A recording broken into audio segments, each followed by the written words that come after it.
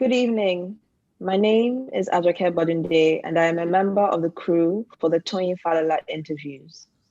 The TF interviews is a series of discussions that aim to amplify the diverse voices of Africa and the African diaspora. In order to fully participate in the present, we must first understand the past. Our goal with this series is to use history and historical analysis to contextualize today's events.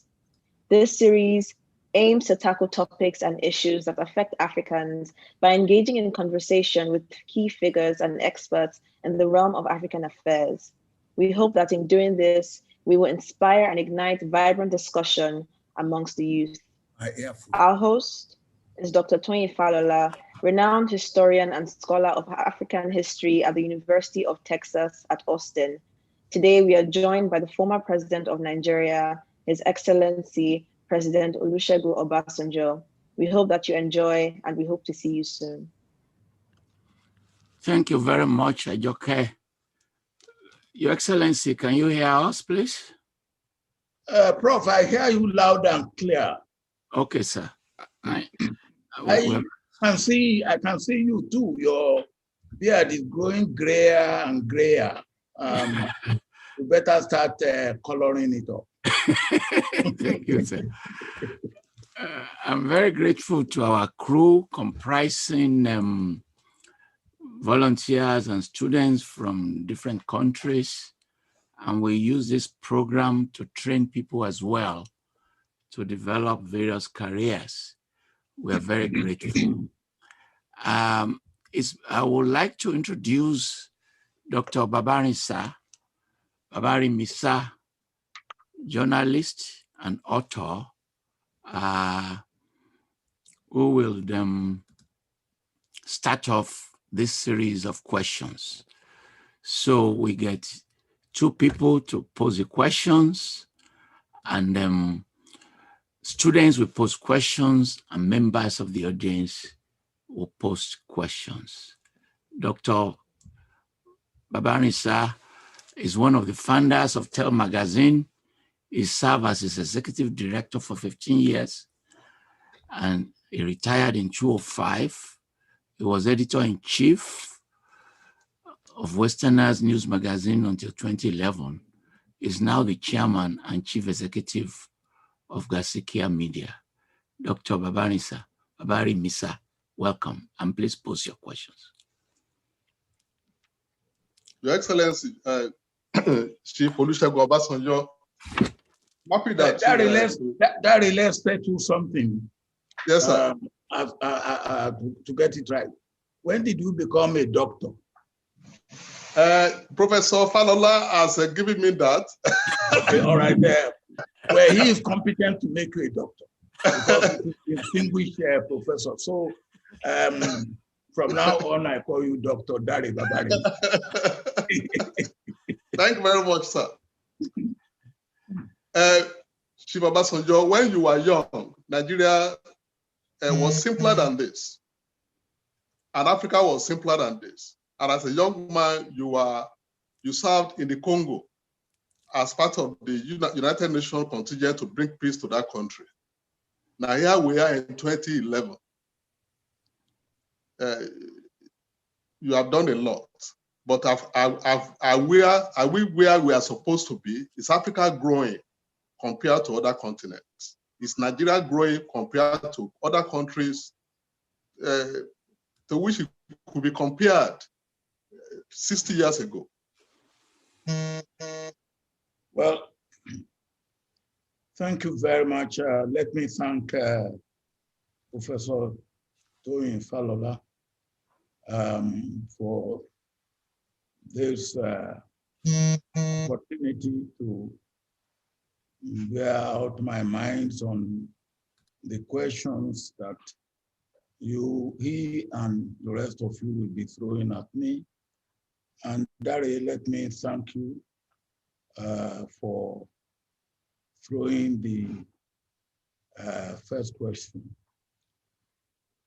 I grew up at a very important stage in the development of Nigeria.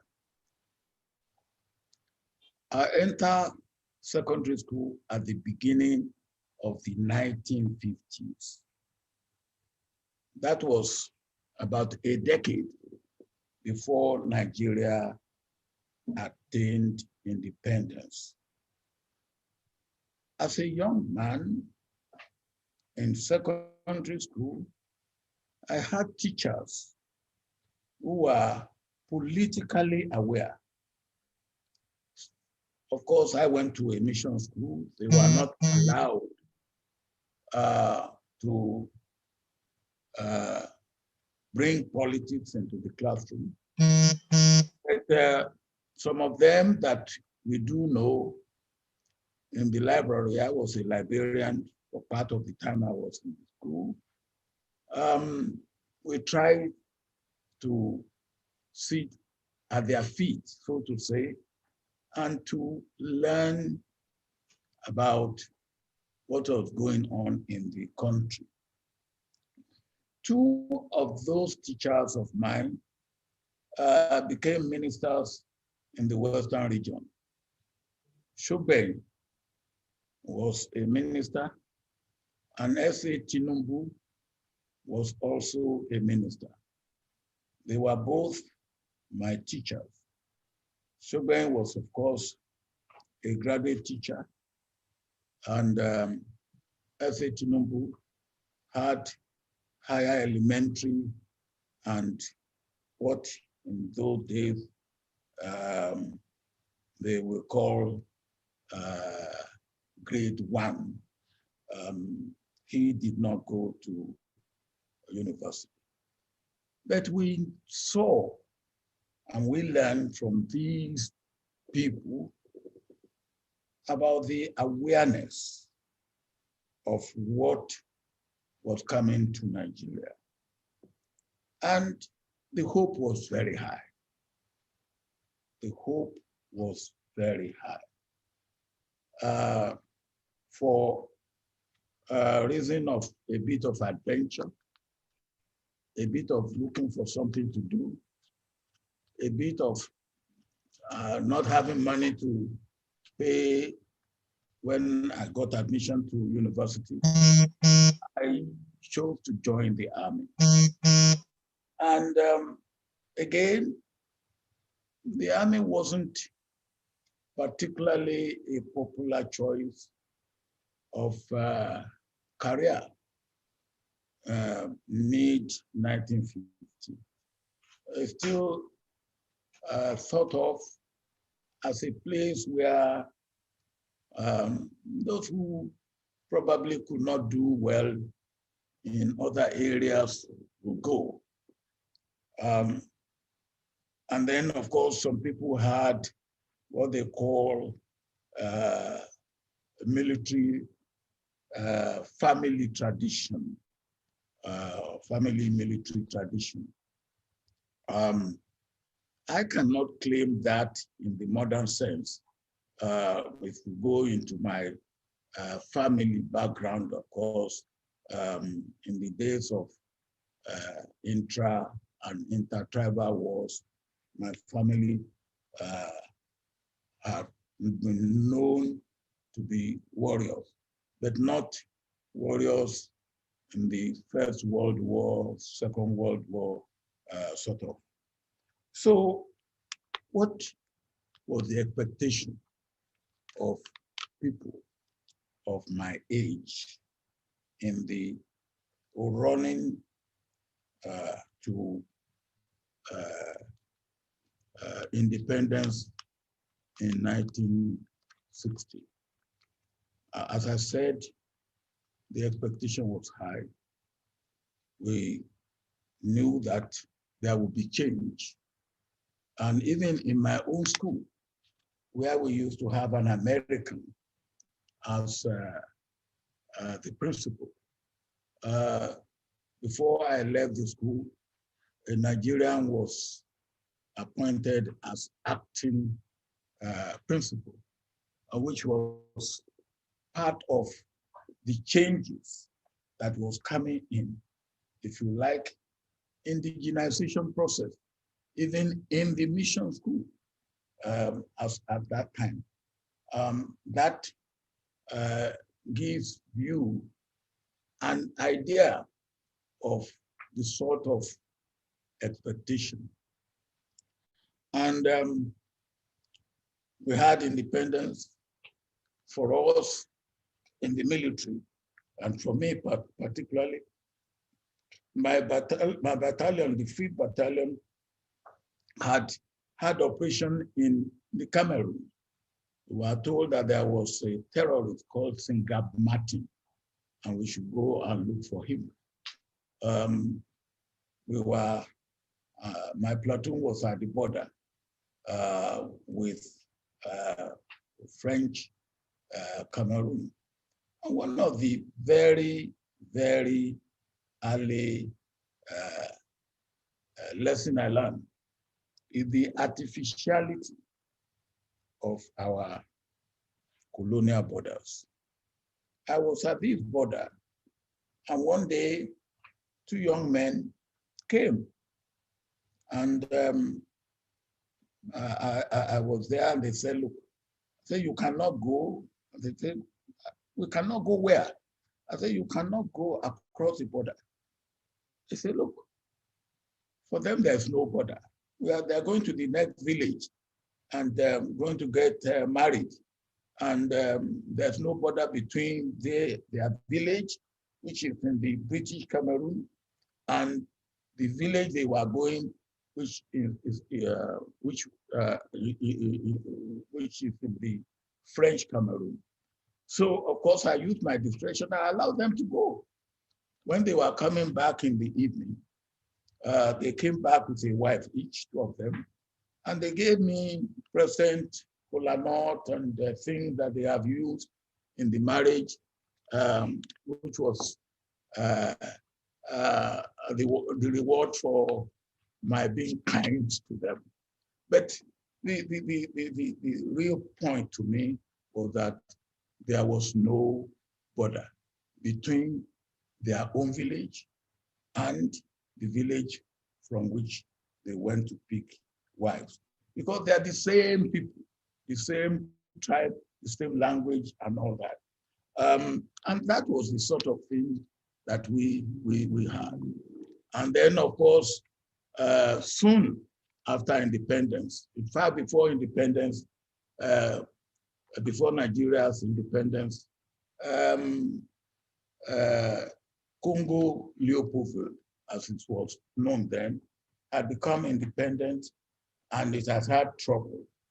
And Nigeria was, in fact, just waiting to attain independence to send troops to the Congo. And I was part of the advance troop from Nigeria that went to the Congo. Again, my experience in the Congo was, how should I put it? Was shattering, really, because that was where I saw real underdevelopment of a colonial country. Democratic Republic of Congo, as it is called now, was far, far less developed than Nigeria. And we saw that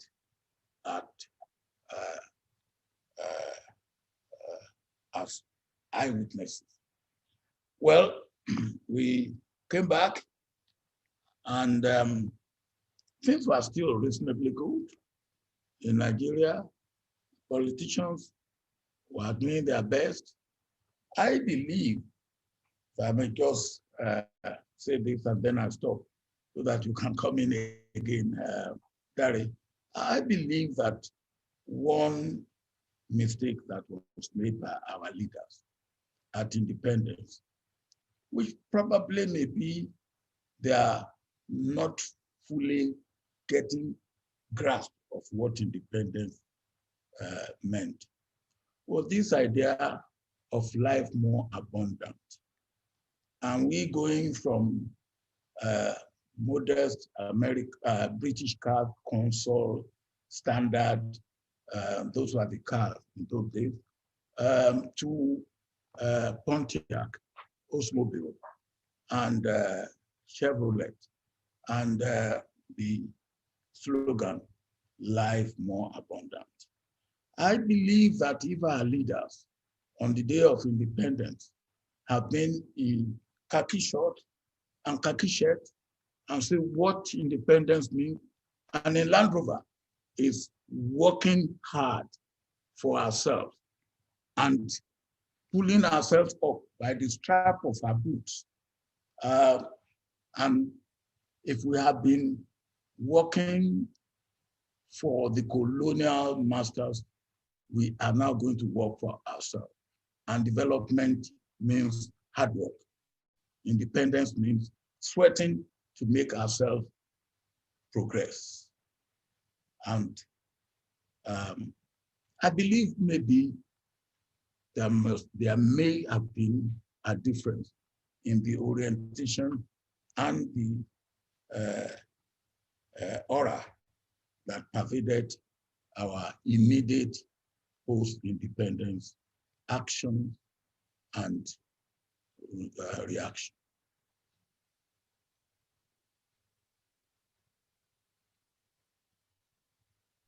Can we, Your Excellency, thank you very much. Sorry, sir. Please, your phone was ringing from time to time, sir. About him, sir. Can you turn it off? And sir, His Excellency, can your staff increase the volume of your computer? Okay. Yes, sir. Thank you. To increase the volume. Yes, sir. Wale Obina, can you tell them what to do, please? That's your phone, sir. Mr. Babari, your phone rang again? That is not my phone ringing, but if my phone is on internet, then messages can also enter at the same time.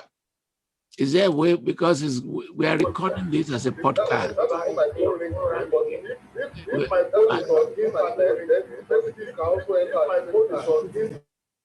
Is there a way you can do something about that, sir? Because when it comes to podcast, it will just be ringing there too. No, my telephone is not ringing. No, it's Mr. Babari. I don't know whether if I put it on airplane, whether it will, the internet cannot enter. Okay. Yes, sir. I believe that should solve the problem. They said you should put it on airplane, sir. Okay, let me see whether it will work. You're a very popular man, so many chats are coming in. While we're waiting for him, Your Excellency, at what point in time did you develop a thick skin for criticisms? You're a very popular man. Well, you know, I was born and bred in the village. So I'm a village boy, and I remain a village boy to today. As I always say, even to my children, all of them who were born in cities like Lagos and Ibadan and brought up in cities, I said they should tolerate me, because if you can take me out of the village, you cannot take village out of me. So first of all, what did I imbibe in the village? One of the lessons I learned from my father is that if you are going to make progress in life, you will have envy. People will be envious of you. You will have jealousy. People will be jealous of you. And if you are going to pay attention to those who are envious of you and jealous of you, you will not have time to continue to do what is important for you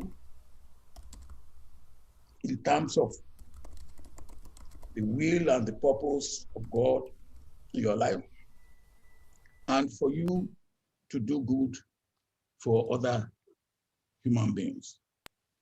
And then your ability to serve humanity and serve God will be sapped by your fighting against envious people, jealous people, bad belly people, as to put it here, who you can't do anything about it. Success invites envy, and you must be ready for it if you are praying to be successful. Now, this I learned from my parents, and of course, I learned from my religious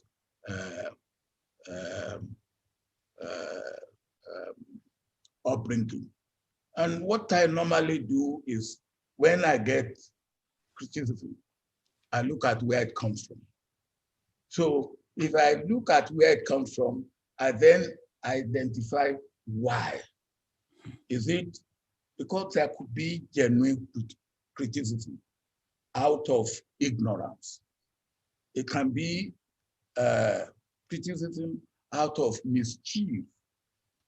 It can be criticism out of pull him down. Maybe if I criticize Obasanjo, I will score something and I will be in the limelight. Now you have to try and find out why the criticism. And what I have always done is when I know that the is a genuine criticism and the person probably doesn't know enough, I try to educate. I try to say, well, you got one or two things right, but you got two or three things wrong. And these are things. But if I see that it doesn't really matter, it doesn't matter what you say to him, he has made up his mind and he doesn't want you to confuse him. So you don't need to talk to him because he will not change. But, and then of course, it doesn't disturb me from doing what I believe I should do, when I believe I should do it, and how I believe I should do it. So criticism, I have to distinguish between what I call objective criticism and mischievous criticism.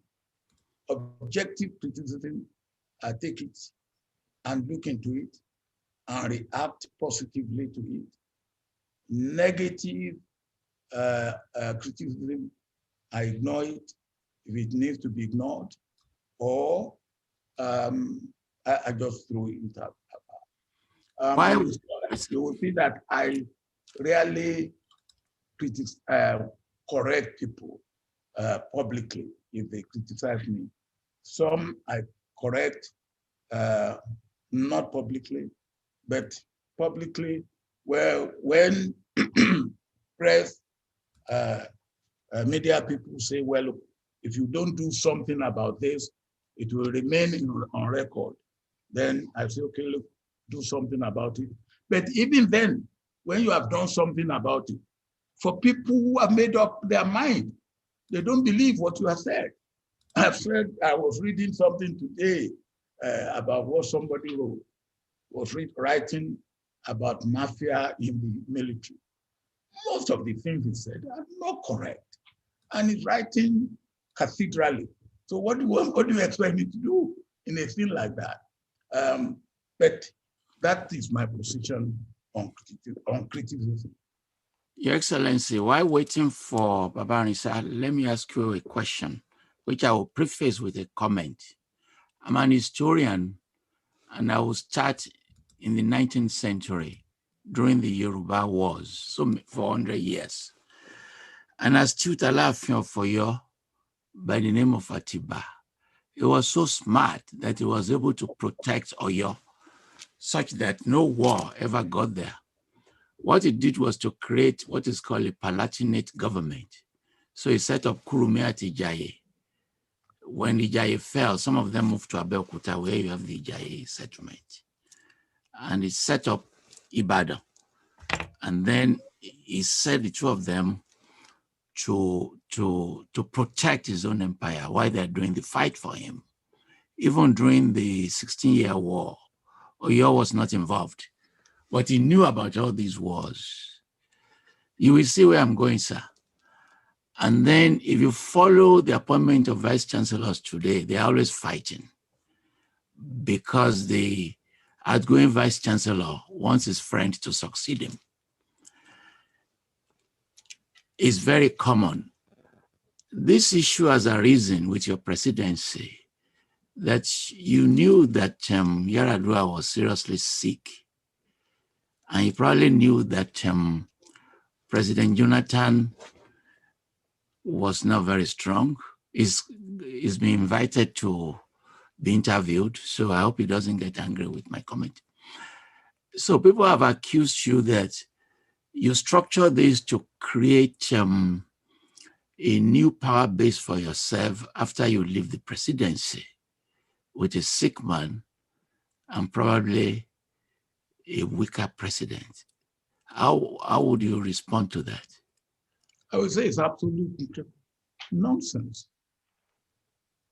Total nonsense.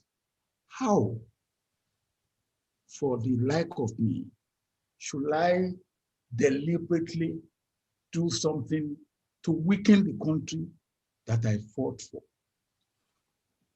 The country of my birth, the country that I want to be great.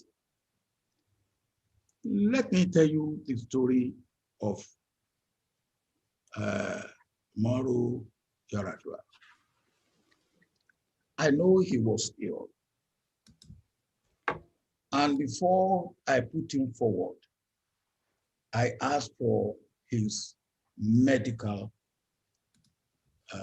report, which he sent to me.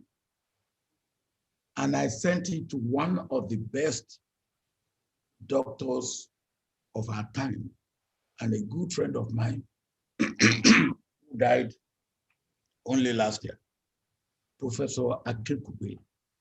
I said, look at it, because it's confidential. And Professor Akikube looked at it and said to me that from this report, this man has had a kidney transplant and it is successful. So it's no longer under dialysis. And if you have a kidney transplant and it's successful, it's as good as if you haven't even had a kidney transplant at all. I accepted that. Now, and the rest is that Umaru Yar'Adua contested within the party and he came up. He contested within the country and he came up. And in the process of the campaign, I remember it was here in Abeokuta, he had to go for a medical checkup abroad. And we came to the campaign in Abeokuta and he was not around. And I called him on my telephone because the rumor was that he had died. I called him on my telephone and I put the telephone to speaker and the microphone was there. And I said, Umaru, are you dead or alive? And he said, I am not dead. I am alive. And within a couple of days, he came back and reported that it was checked up and it was well. Now, that is the position of Umaru Yar'Adua. And if anybody in his right senses will think that what I have done in that position and for that occasion is not right, well, I leave him in the hands of God. Now, we needed a running mate for Yar'Adua. There were two possibilities. The first possibility was Peter Odili. And Peter Odili, yes, was a much, much stronger personality than Goodluck Jonathan. But Peter Odili had an EFCC issue, which made him to be dropped. And once he was dropped, the next man that we had was Jonathan, Goodluck Jonathan. And Goodluck Jonathan had all that was going for him. He was not a strong character as Peter Odili, I will admit that. But he was not a pullover. He was not a pushover. He had been a deputy governor. He had been a governor, and where his state was doing fairly well. And I don't know what else anybody will say, because the governor, the deputy governor, has to come from the south. And we have agreed it will come from the south. Okay, sir. Is Barbarian sir ready? Daddy. Maybe some system. Daddy. It's okay, sir. Prof, well, you better go on. And then I will go on.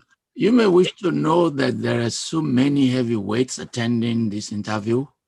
Onyekanwe Moisia, Mrs. Awolowo Dosunmu is here. Vice Chancellor, University of Abeokuta is here. So many distinguished people are listening to you. Did you say Tokunbo is there? She's here. Oh, my ambassador. We've muted all of them. So okay, all right. He will not hear. All right. No, he will hear, but she may not. He won't be able to speak. All right. So let's talk about global politics. Ethiopia. Sudan, you are a mediator in South Sudan.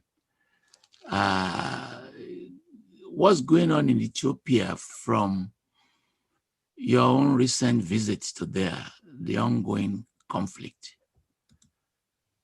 I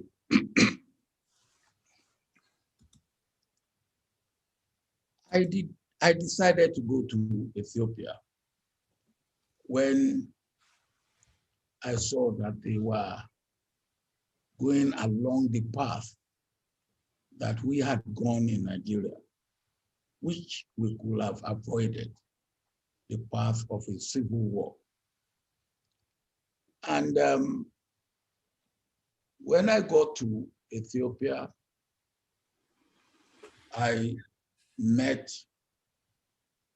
the people in power, except the Prime Minister, who decided not to meet anybody at that stage. But I met his predecessor, I met the president, I met a few ministers, I met people in the AU, I met a few ambassadors, European Union ambassador, American ambassador. I met people like that. And at the end of my stay, I decided to write a letter to the Prime Minister. What they were saying was that Tigray, they have shown that they are not following the constitution of the country, and they have dealt badly with the Ethiopian troops located in their land. And the Prime Minister needs to show that he is strong before there can be any talk of reconciliation, cooperation, and all that. Well, I thought that was okay, but what will you regard as sufficient to prove that the prime minister was a strong man or is a strong man? And they gave two conditions. One, to overrun the provincial capital and to take, I think they listed 96 people who should be handed over to the national authority. And I said, look, those 96 people you wanted will not make themselves available. Overrunning the state capital or the provincial capital should be enough. And I said, in our own case, we overran the regional capital, Enugu. And after we have overrun the regional capital, Enugu, the war still continued for almost 2 years. So you have to decide. Of course, they decided, they overrun the capital. The army of the provincial government pulled out so that the city will not be destroyed. And they ferret into the bush and the hills and become guerrillas. And God knows how long they will remain there for. So the point is that they are making the mistake that we have made. And I made something clear to them. I said, we have got a new phenomenon in Nigeria. Those who were born after the Civil War, particularly in Igbo land, are more bitter against the Civil War than those who actually participated in the Civil War. This is a new phenomenon. And if anybody had told me 50 years ago that this would be the result, I would say, no, it couldn't be. But how had this come about? And it's a problem that is staring us in the face. And we have to find a way of dealing with it. Your Excellency, in that observation, I teach a class on Nigeria, and the Civil War is the topic. And these are students who are 18 and 19. And you're very correct, sir, about the level of their bitterness and how this bitterness lingers. So, Alagbababarisa is back. I will leave the stage, but I will only allow you two questions, okay, because your time is actually up. So please take over, sir. Daddy, I'm very sorry that your time has spent, that your time is over before you spend it. Thank you, sir. Yes, is back again. Yes, sir. Thank you, sir. Chief Obasanjo, you are still the longest reigning Nigerian leader. You were a military leader, and then you were a civilian leader for 8 years. This issue of restructuring that we are all clamoring about, you are not able to properly address it when you were in power. But now in recent speeches, you have said it is imperative. Why do you think Nigeria needs to move to that direction? Well, first of all, Dari, we have to agree on what restructuring is. If I ask those of you on this platform now to give me your idea of restructuring, you will give me different ideas. And I did that with about a dozen people. And they gave me different ideas of restructuring. Some said, go to the 3 regions with which we had independence. Some said, go to 12 states. Some said, now we have 6 geopolitical zones, make those geopolitical zones the federating units. Some said, well, let's go to 20 states. Now, there are all sorts of ideas about restructuring. So after such interview, I then tried to put it all together. And I came to what people are clamoring about. Some call it restructuring. But what I believe it is devolution of power, devolution of responsibilities, and devolution of resources. Now, let me start. Why can't we now have state police? I have been to a country like Colombia in the last 5 years, at least a dozen times. They did exactly what we did. They moved from local and state police to national police. But now they have gone back to state police or provincial police. Why can't we do that? If we do that, there will be no need for Amateku. And people, I was watching the governor of Taraba not too long ago. He was saying that Nigeria will have no peace and we have no security until we have state police. I believe that the time has come when we should talk of state police and allow it to be. The governor of Taraba, I was quoting, said that, look, the national police have been overwhelmed. And I believe he's right. So if you now devolve, there will still be need for federal police to look after federal territory and what I call major entry points, international airports and international seaports. And then they will also, the federal government can have mobile police and station them in strategic places and only deployed when the state governor requires for it.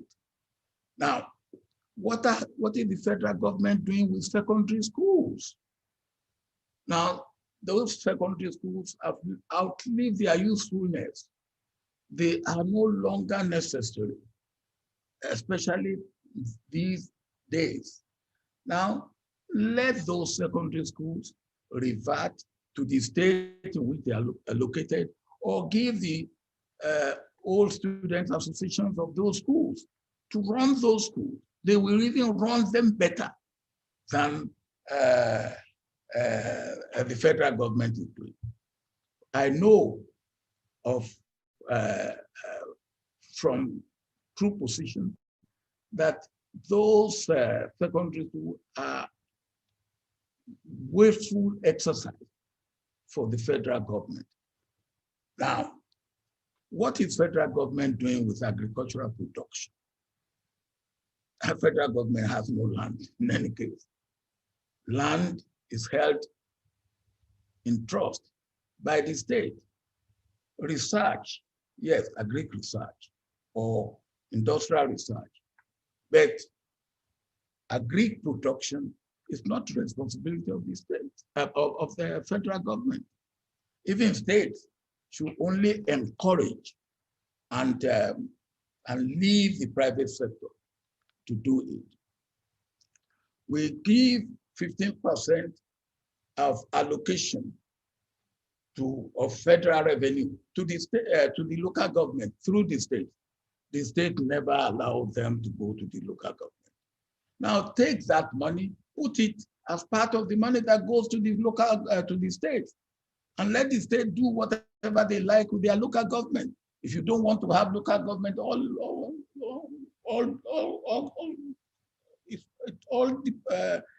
it depends on you. If you want to have it the way you want to have it.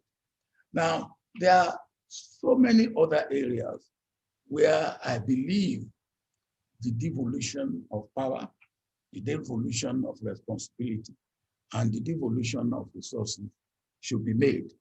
And to that, if this will interest you, I asked your governor, Kayode Fayemi, I said, this restructuring, if it means that Ekiti will now go back to Ibadan, how will you handle that?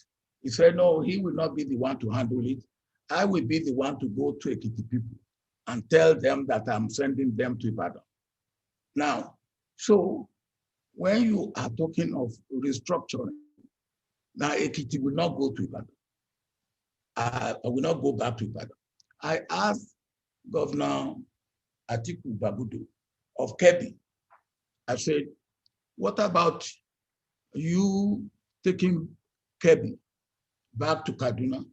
He said, Kaduna, not even back to Sokoto, let alone Kaduna. So when you therefore talk of restructuring, what are we talking about? But if we are talking in terms of devolution of power, devolution of responsibility, devolution of resources, whereby federal government will be responsible for defense, foreign affairs, currency, immigration, customs, research, and the standard, maintenance of standard, Standard Organization of Nigeria, JAM, NECO, and things like that. Then you leave the states to do what they have to do and do them well. Then you will have competition within the state or among the state, real competition. And then, of course, you will also be able to hold states responsible for security within the state. I believe that, and now, which state do you hold responsible for security? I wonder. And the state governors say, look, you cannot hold me responsible because I don't have the means by which I will do it. But you asked when I was there. There are many things we took for granted in our constitution, which we have now known that a government that is determined to breach those things that we took for granted can breach them with impunity. And now that you have learned that lesson, we should do things that will reduce the level of impunity and the amount of impunity that can be wreaked on this country. And that is why I believe devolution of power, devolution of responsibility, and devolution of resources. Others may call it restructuring, and so be it. Others may call it even decentralization, so be it. But the way I see it, and I see that when I talk about this, most people say, well, now if that is what restructuring is, then we can look at it. And I believe we should look at it. Finally, sir, your last question. Yes, sir. President Obasanjo, when you were in power, you set up the EFCC. And it is interesting that most of the targets of the EFCC have been former governors and former ministers and those who have held very high offices. So my question is, are we making errors in our leadership recruitment? Are there ways in which we can recruit leaders different from the present way in which those who really sincerely serve the country are in leadership? Well, I believe that if we are able to deal with the issue that you have just raised and I have talked about, restructuring, you call it, I call it devolution. The next thing that we have to deal with is the issue of how do we select leaders. You know, in other countries, take America, until very, very recently, when America is looking for political leaders at the highest level, they go to two places. They go to the League of Governors, either the one that are incumbent or the one that have been governors. And they go to the Congress. About 4 years ago, they opted out of that.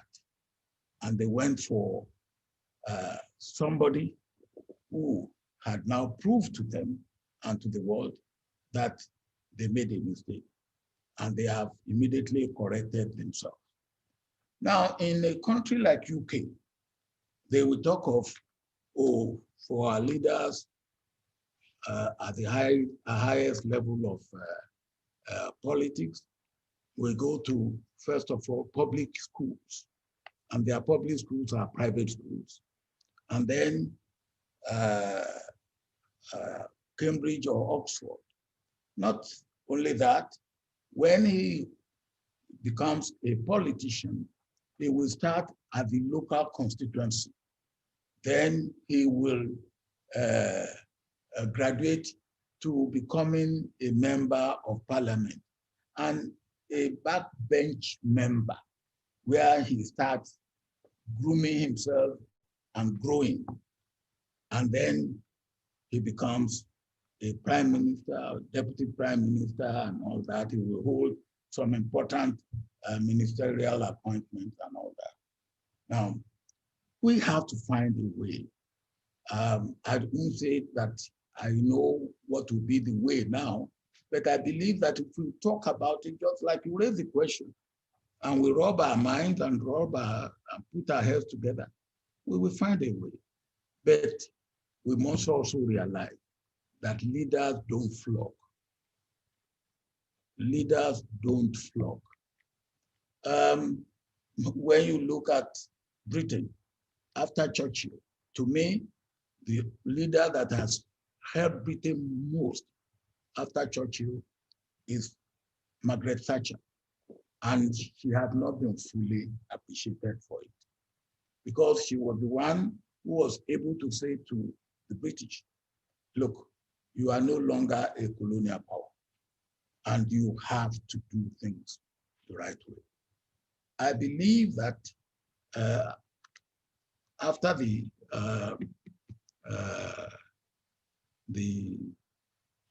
Second World War in America, I would take John F. Kennedy. And after John F. Kennedy, for me, I would take Jim Carter. But even these people, how much have they been appreciated? So leadership is not a picnic. It is what it is, leadership. And thank you. Must be taken seriously. Thank you, sir. Thank you, Mr. Obarin, sir. We podcast this in segments. So when we release the entire video to the world from the beginning to the end, but we also segment them. So the Barbarian Sir segment will be separate on podcast, and then I do an analysis on each segment, which is a lot of work.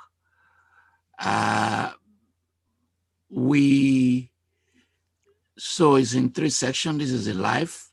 In this live, hundreds of people are watching elsewhere on YouTube, because that's where we push many people to go to YouTube so that they don't crash the Zoom. And there's so many as we speak. We are grateful to Your Excellency. I want to move to the next segment, which the series of questions will come from your neighbor from Babcock University, the Dean of the School of Social Sciences, Professor Olajumoke Kobaliso. She's attended the Obasanjo Presidential Library to give lectures. Last year, she took a delegation of over 200 people when we had TOFAC, not last year, 2019, to visit the place, and we were able to buy tickets. Maybe we can have our money back today. So thank you, Dr. Aliso. Do please ask your questions. Thank you very much. Thank you very much, Professor Falola, for the opportunity to speak to His Excellency once again. Your Excellency, it's an honor as always to have the opportunity to interact with you. Permit me to begin by perhaps extending the question that Alagba Babarinsa ended with to the broader question of the future of democracy in Nigeria and in fact globally.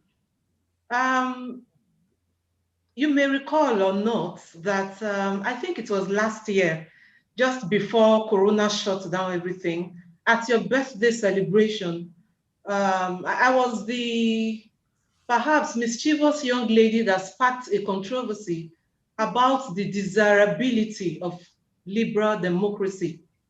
And I wanted to just get your views on that for this august audience this evening.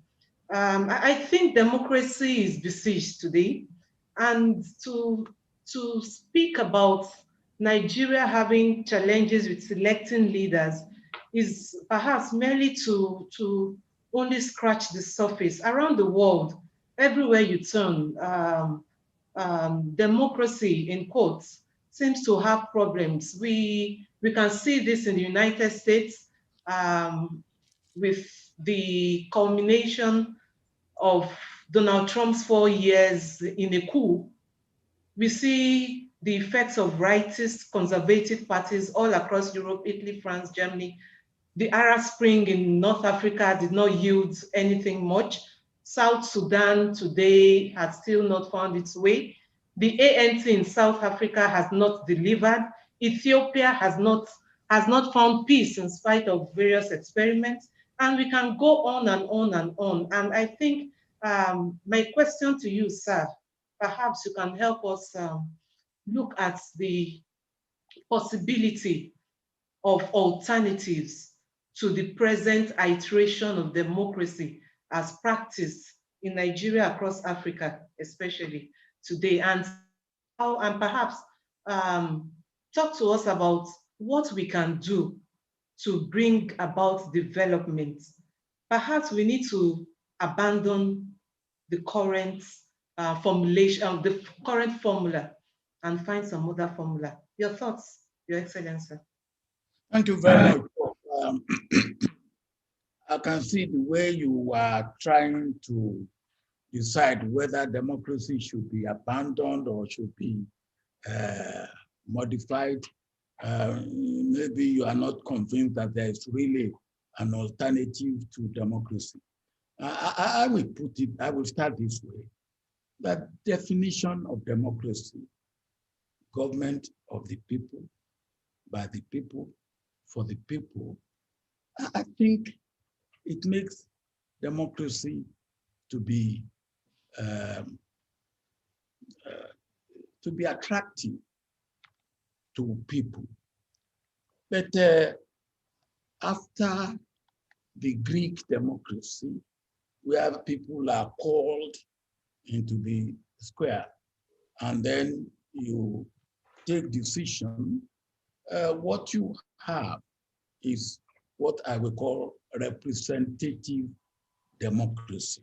And we have to accept that 200 million Nigerians cannot gather in a square and decide who their leader will be, who their representative in the parliament will be. Now, but let me also say this, Prof, that since the end of the Second World War, one thing that has helped the world generally to make tremendous progress is liberal democracy. There's no doubt about that. Now, it is not perfect, and there's no form of government that is perfect. In the same way that there is no form of constitution that is perfect. Now, democracy is not a destination, it is a journey. And there's no country that can say, yes, I've got to the end of the journey of democracy. If what happened in America recently can happen in a settled society like America, in a country that prided itself before Trump as the icon of the world in democracy. And we saw what happened at their Capitol building. Then we must know that, yes, democracy is a journey. And it's not even a smooth journey. There can be ups and downs in the journey of democracy. The point about democracy that should make it attractive is the fact that you can vote out without violence a bad leader, either in the parliament or in the executive. Now, that is when one of the major aspects of democracy, which is the election, is allowed to go untinkered with,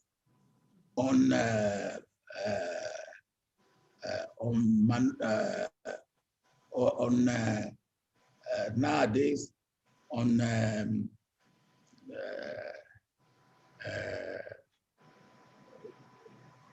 untampered with through all sorts of means. In the past, we used to worry about democracy and the voting, rather, ballot box being snatched, ballot paper being tampered with and all that.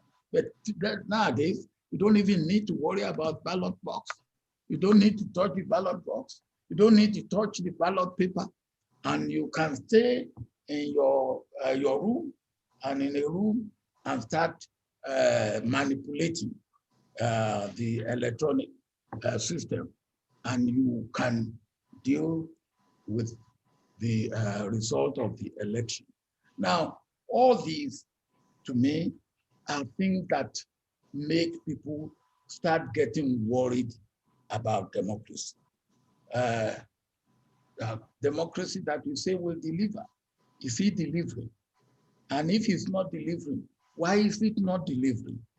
And I believe that any system needs to be occasionally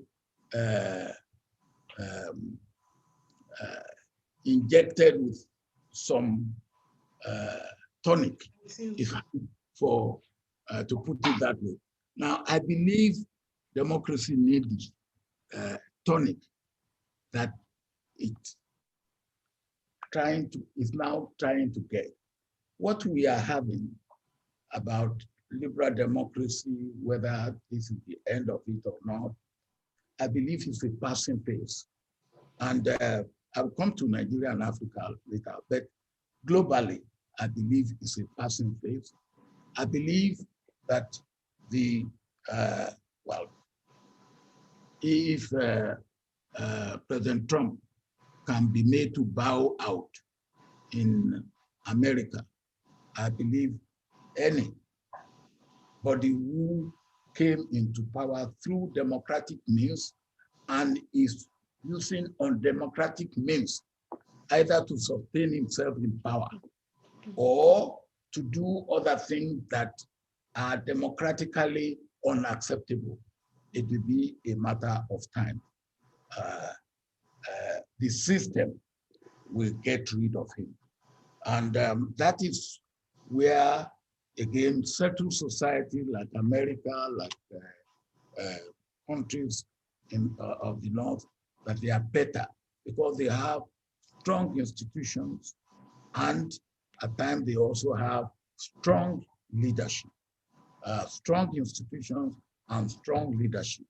And what I've seen the Americans through in the last 10 days or so is strong institution and strong leadership of those institutions. Now, let's talk about the situation in Africa. I believe that the situation in Africa, how many years? We are only 60 years as independent country, most of us. Some are even not up to that yet. Yes, I'm not making excuses. There are many things that we should have done that we haven't done. But I will also say that, yes, maybe we shouldn't write ourselves off completely. It's that taking those countries that we are looking up to centuries to get to where they are. And even when where they are is not good enough, we should realize, I'm not saying that we should be complacent with where we are. We should realize that, yes, democracy is not a picnic. It's hard work to keep it going and to sustain it. Now, in Africa, where do we have ideal democracy that is delivering? As you said, I don't know. I think it's a question of magnitude. Well, maybe Namibia is a little bit better than South Africa. Maybe South Africa is even a little bit better than South Sudan. Maybe Ghana, if they can get out of their election that they have just had, maybe will be a little bit better than Nigeria, maybe Senegal, but there's no one that you can point out and say, look, this is my ideal situation where democracy is working as it should work. But we shouldn't lose hope. I'm an incurable optimist on these issues, because what we need to have is not really magical. We just need to do a few things right and continue to do them right. Do a few things right and continue to do them right. Now, when I was talking to a friend of mine, he's dead now, Helmut Schmidt, who was the Chancellor of Western Germany before the two countries came together. And he said to me that you African leaders must bear a number of things in mind. Anybody you are going to appoint or elect to executive position must have a modicum of economics. A modicum of economics. Now, and you will agree. I agree entirely with you. We must also understand the world in which we live. The world does not owe us anything, and the world owes us a lot. It depends on how we play our hands, how we play our game. An ambassador of an important country recently, some Nigerians went to have dinner with him, with the ambassador. And the ambassador said, Nigeria does not understand that there is something for Nigeria, in lobbying other countries in Nigeria's support. Now that's the way it goes. The world We feel that he owes you something and give you something only if you show that you are looking for something. When I was looking for debt relief, I went all over the world. And we were number 6 oil exporting country in the world. But we got it. And when I make the case, they will say, oh, yes, well, you have a case. When I leave, or when I left the president or the prime minister, those who get things done, the ministers and the director generals, they will do something different. Then I looked for a Nigerian who can do the follow-up. And that was when I headhunt for Ngozi. Say, look, when I'm dealing with the heads of government, you will be dealing with those ministers and director generals who make things happen. And you have to understand that. And we come home to Nigeria. Nigeria's democracy is still a very young democracy, but that does not allow us, or that does not excuse some of the incompetence that we have seen in the management of our affairs. That does not excuse the way that things that we have taken as sacrosanct is being trampled upon rudely. Now, you have in this country, in our constitution, what we call federal character commission. Now, where have you had federal character commission coming up with anything? Or obviously, federal character commission takes it that everything that has happened in the last 5.5 years has been truly in conformity with federal character. Now, we have now seen that some of the things that we thought will not happen can be made to happen. And that takes me to what I said earlier, that, and you said, well, that's where you are starting your question also from. Now, what do we do about the situation we are in? How can we devolve power, responsibility, and resources? How can we deal with the issue of leadership? Leaders make a world of difference. And if you have leaders that cannot deliver on democratic principles, then he will be killing democracy little by little. And Nigeria democracy is being killed little by little.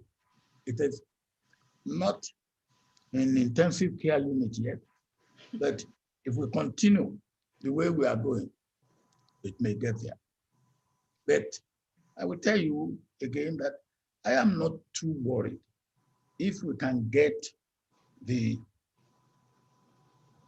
political orientation and the political situation right, and we can get the right leadership. I am not too worried because I know we can concern even the 8 years of the present administration. We can concern it to waste, if you like. But then, if you get the things right, and we start from 100, Nigeria can grow at a rate of 10, 11% every year. And if you do that, 6, 7 years, you are doubling. In the next 7 years, you will go to 200 from 100. In the next 7 years, 6, 7 years after that, you will go to 400. In the next 6 or 7 years after that, you will go to 800. And if you do that, you are at autopilot. And that is the sort of thing that I believe can be made to happen. And if that happens, well, it may not be in my lifetime, but Prof, surely it will be in your lifetime. You will see a Nigeria that we all want to see. Before I go back to the professor, I've seen faces of those who have written on you, on aspects of your administration. I noticed Vickers who wrote about you, Oyeniyi Bukola who wrote about you, Femi Vom wrote about your Sharia and your politics of your administration. I saw Richard Joseph who wrote about you, referencing prebendalism. So many of those who know about you are here. So, Professor Aliso, please, can you ask just one more question? Because we still have another panel after yours, and the audience have been fielding so many questions. Members of the audience, send your questions. We won't take all of them, but we will take representative ones.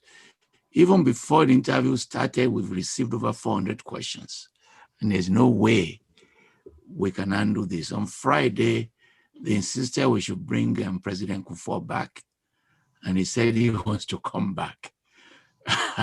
If you enjoy this, Your Excellency, just try to come back. We'll be grateful. And our I'm all at your disposal. You see, you've promised to the world, so we will bring you back. And the next person we're bringing is Our Excellency, the Ambassador,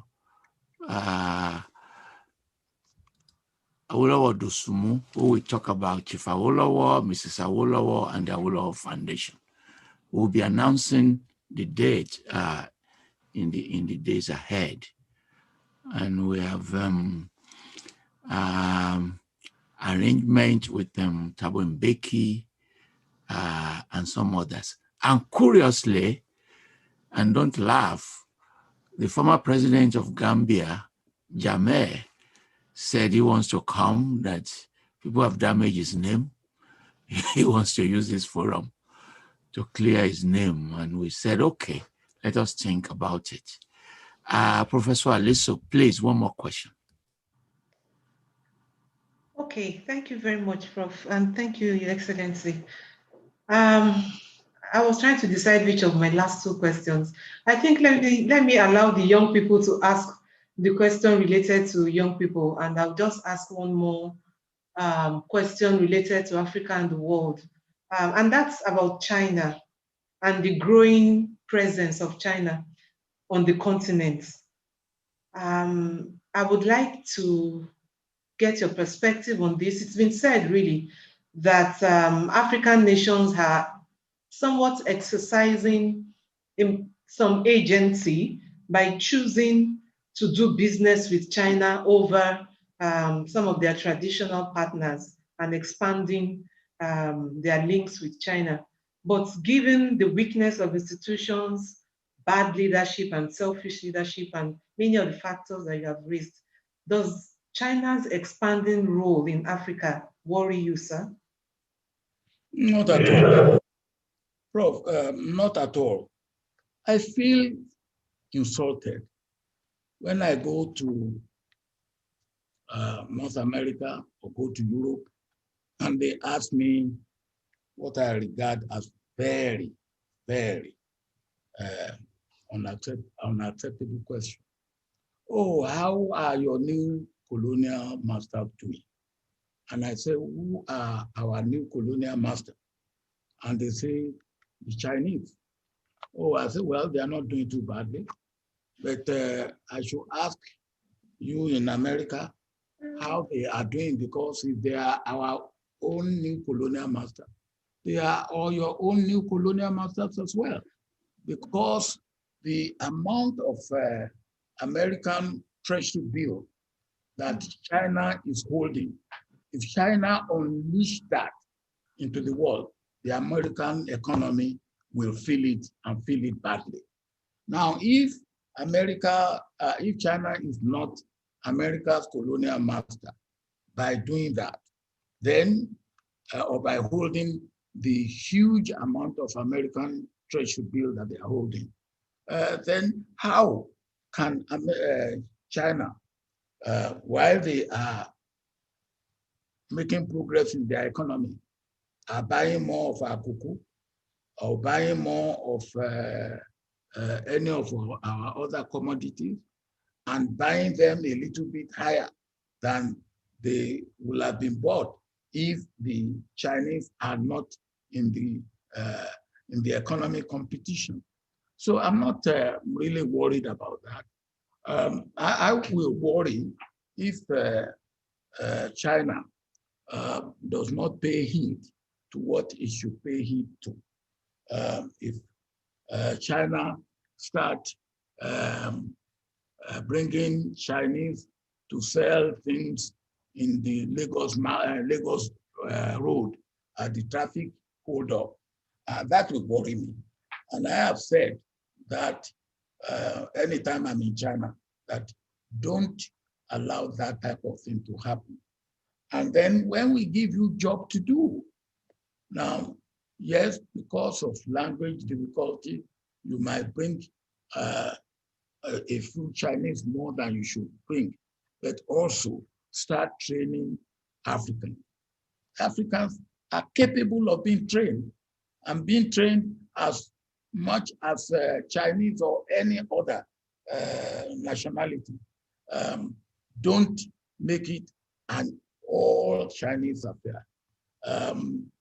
And three, the Chinese are ready to do business with us.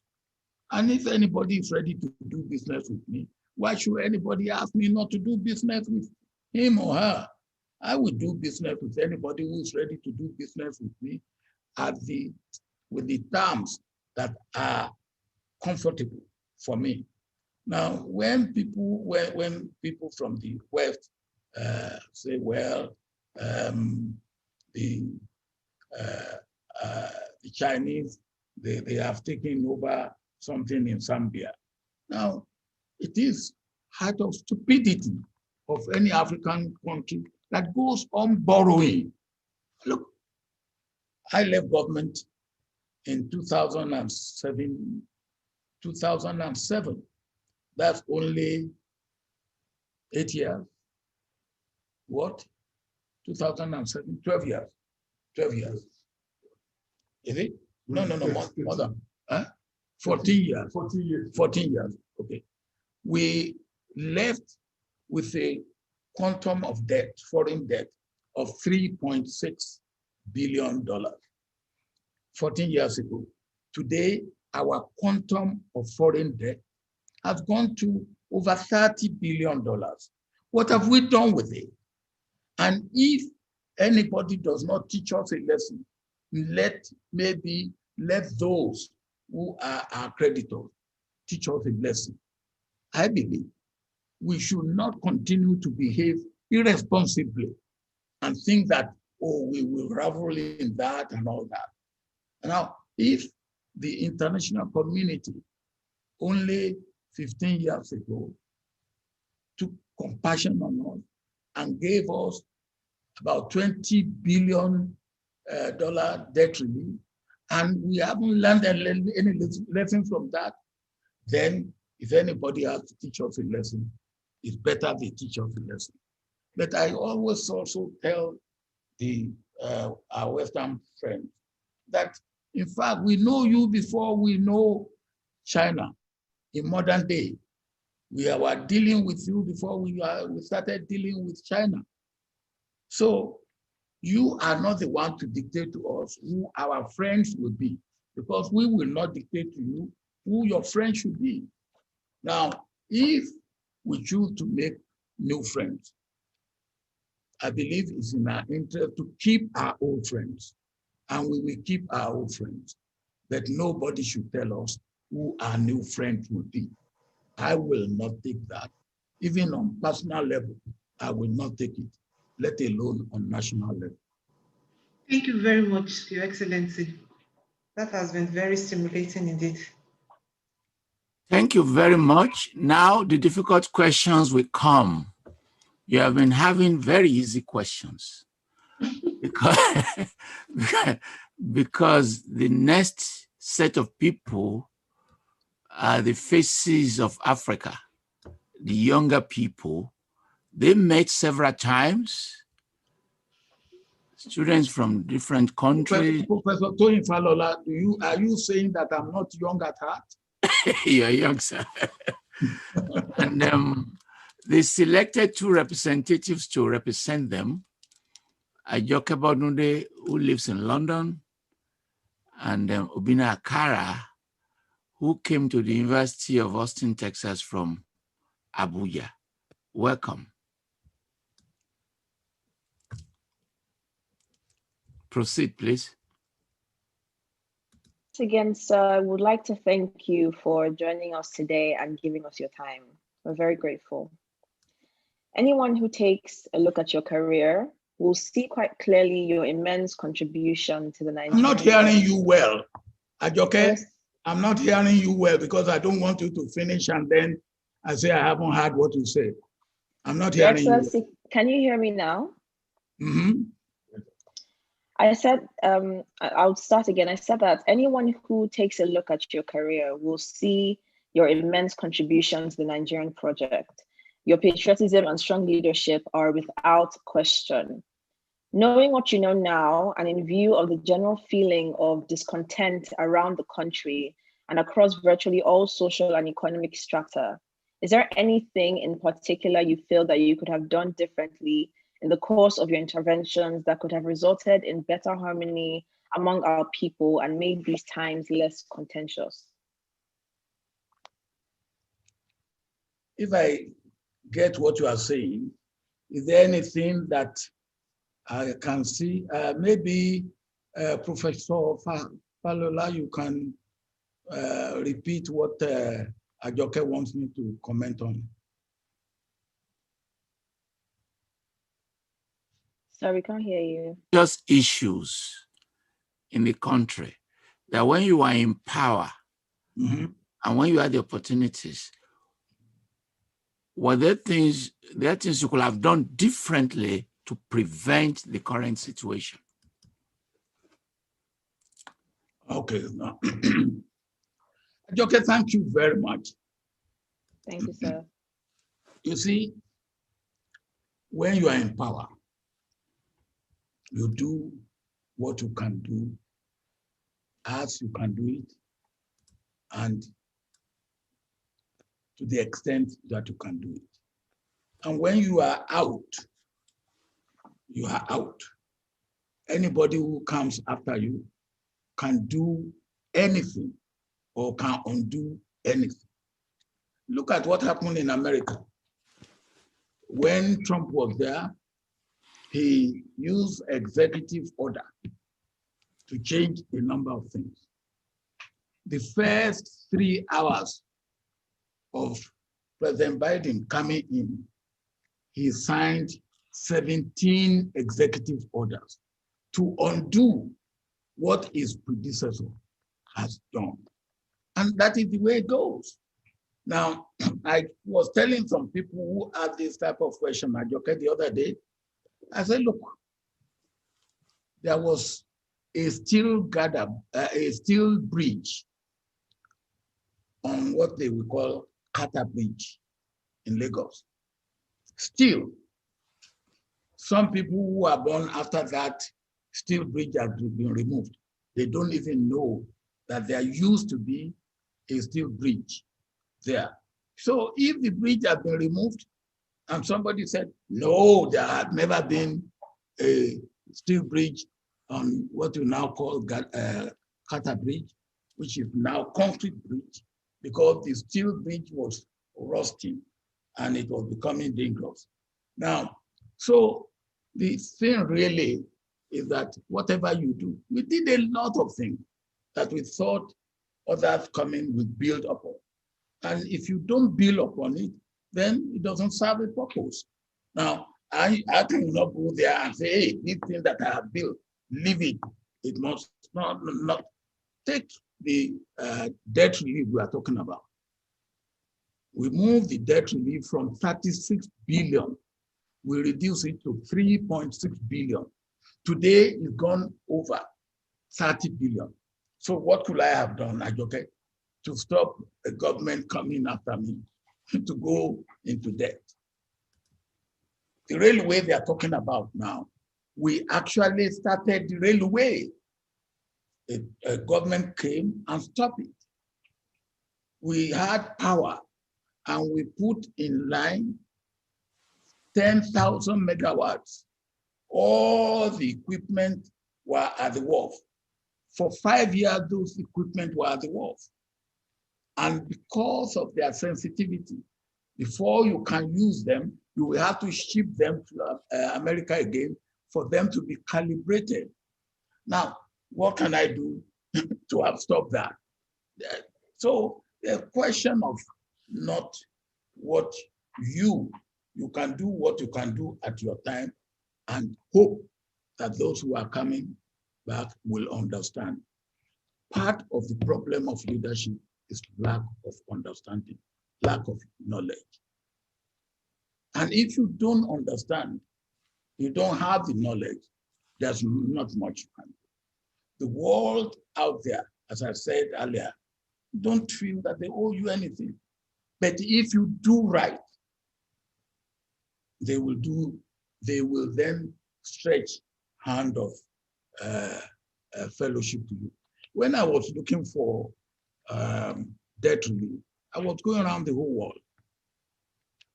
And at a stage, I talked to the president of the World Bank. I said, look, you promised you will help us.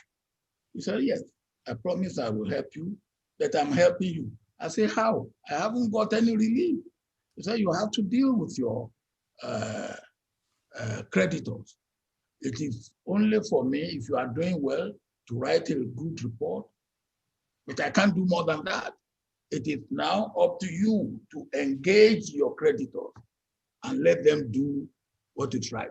So I needed to get a country that will spearhead the fight for Nigeria among the developed countries, the G6 and the G7 and all that.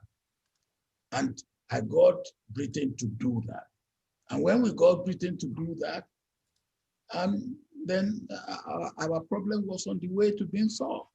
But it was because we convinced Britain that, yeah, first of all, we are doing what we should be doing, number one. Number two, that the money saved from that debt relief, we will use it to good advantage. We will actually use it for Millennium Development Goal. And that's what we did. That's what we did. So what to do? You will be a fool to say, yes, if you live there, what you have left will be intact. Anybody who takes over from you can do whatever he wants to do. And that's the way it goes. That's the way it goes. And that is part of our problem of not making progress, because you come in, you move, you make progress 2 steps forward. Somebody comes, he takes progress 2 steps aside and 1 step back. So you are not even back to where he's not leaving you where you were. He's taking you back from where you were. And that is what happened. So for me, I would say economically, within the resources we had, we did the best that we could do. Let me give you an example. Take cocoa production. We came in and we found the cocoa production was 150,000 metric tons. I did not know when I came in 1999 that the Cocoa World Alliance and all that have actually shared some money. $15 million went to Nigeria. And by the time I know that that money was there, the officials have spent $2.5 million of it. What did they do? They were just using it to travel all over the world. It's money there which is not budgeted. It's money they can dip their hands into. And when I knew about it, I said, wow, this must stop.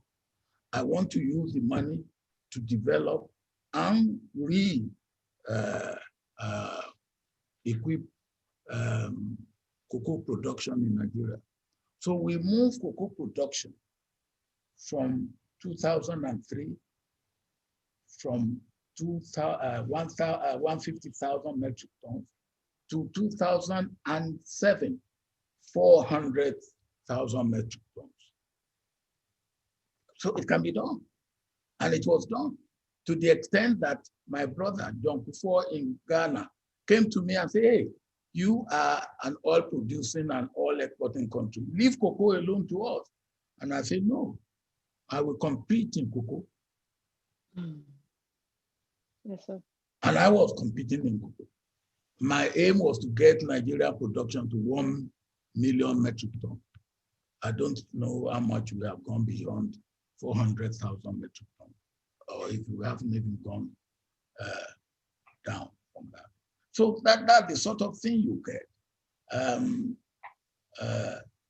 What you can do, a lot you can do, but it is not a one-day wonder. It must be made accumulative. Others coming behind you must continue to build on it. If they don't build on it, then it goes down. Look at how many Nigerians from diaspora came particularly between 2003 and 2007. Quite a number of them. And by 2010, most of them are gone back. Most of them, I don't know if you know of some of them, but most of them are gone back. Why? Because the conditions that prevailed when they came had started to disappear, and they could not stomach the disappearing condition. Yes, sir. Thank you, sir. Thank you for your response, sir. Thank you. Your Excellency, once again, I would like to thank you for joining us on the show today. Your Excellency, when most people think about leadership, a lot of attention goes to the commander-in-chief. But the commander-in-chief still leads their government, and their government still leads its people. Is the problem of Africa solely about leadership, as many have argued, or does it start with the individual? An African Renaissance is posed by many young people as being in the making. Naturally, this depends on what the youths ourselves are able to contribute towards the project, since most of the effort must come from us. What is the role the youth play in creating the Africa that we all want to see? Thank you. Now, yes, we all have a role to play. But in all these things, leadership matters. It does not matter what you and I want to do. If we do not get encouragement to do it, if we do not get incentive to do it, if we do not get the ability that is allowed to do it, then we won't get anywhere. Let me give you an example. When I was president, the governor of Central Bank one day called me as Chukwuma Soludo and said, Mr. President, congratulations, sir. And I said to him jokingly, I said, my wife gave birth to a child, or what are you congratulating me for? He said, yesterday, $80 million came to Nigeria, not money from oil or gas that we have sold, not money from cocoa that we have sold, not money from any of our export. It is money from those who want to invest in Nigeria. $80 million in one day. And I said to him that, well,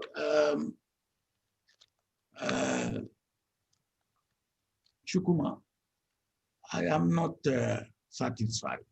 So he was surprised. He said, sir, what will satisfy you?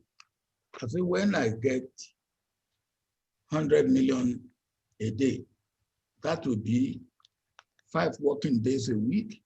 That would be 500 million. And in 1 year, you know, that will give me 26 billion.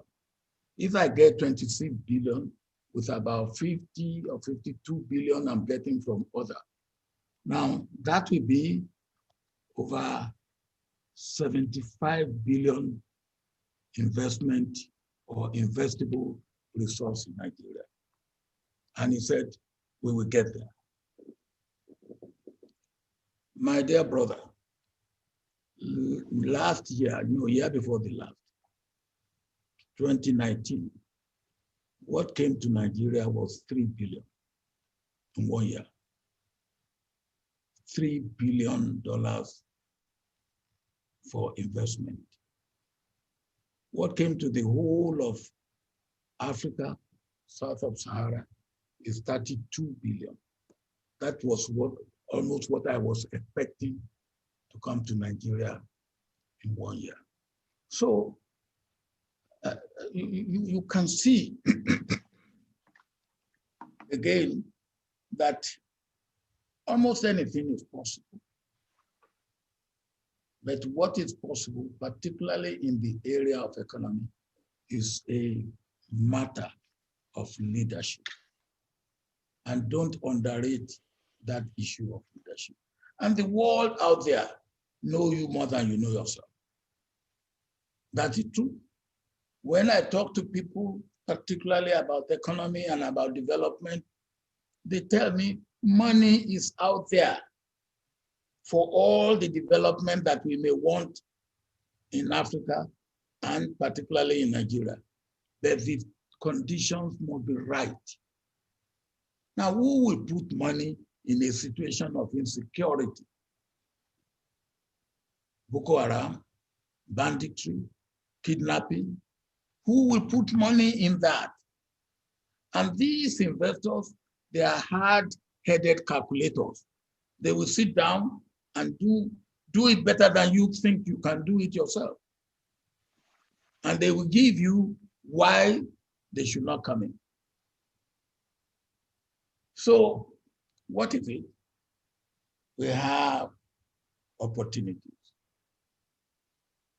but we can squander those opportunities if we do not do the right thing at the right time and to the right level. Now, you see, you, Obina, you have everything going for you.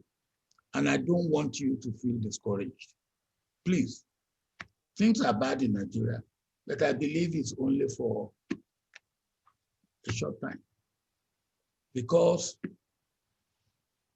it depends on you. Whatever my generation might have done wrong, and I would be the first to admit that my generation has done a lot wrong, it's for your generation to do it better. And don't just sit down and complain. Don't just sit down and complain.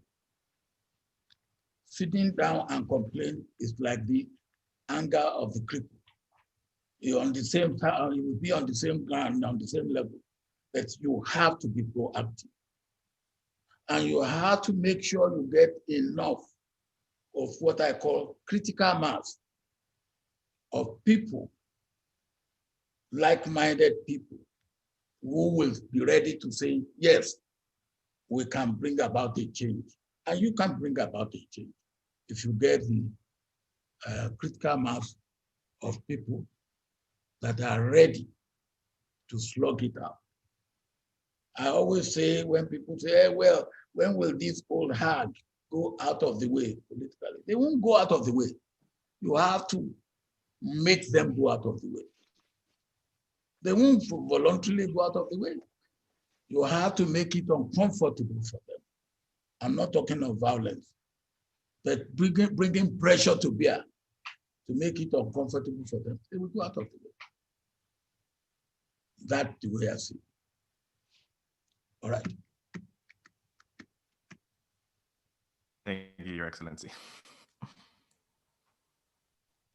We have said in the past that Nigeria is likely to be the fulcrum around which a new and prosperous continent can emerge. Is there still truth to this? Nigeria will be what? I said that many have said in the past that Nigeria is the fulcrum, is the center, and it's the avenue in which a new and prosperous continent can emerge. Is there still truth to this?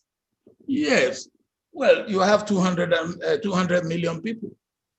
Now, as far as I'm concerned, the commodity for Nigeria is Nigeria's people. 200 million people.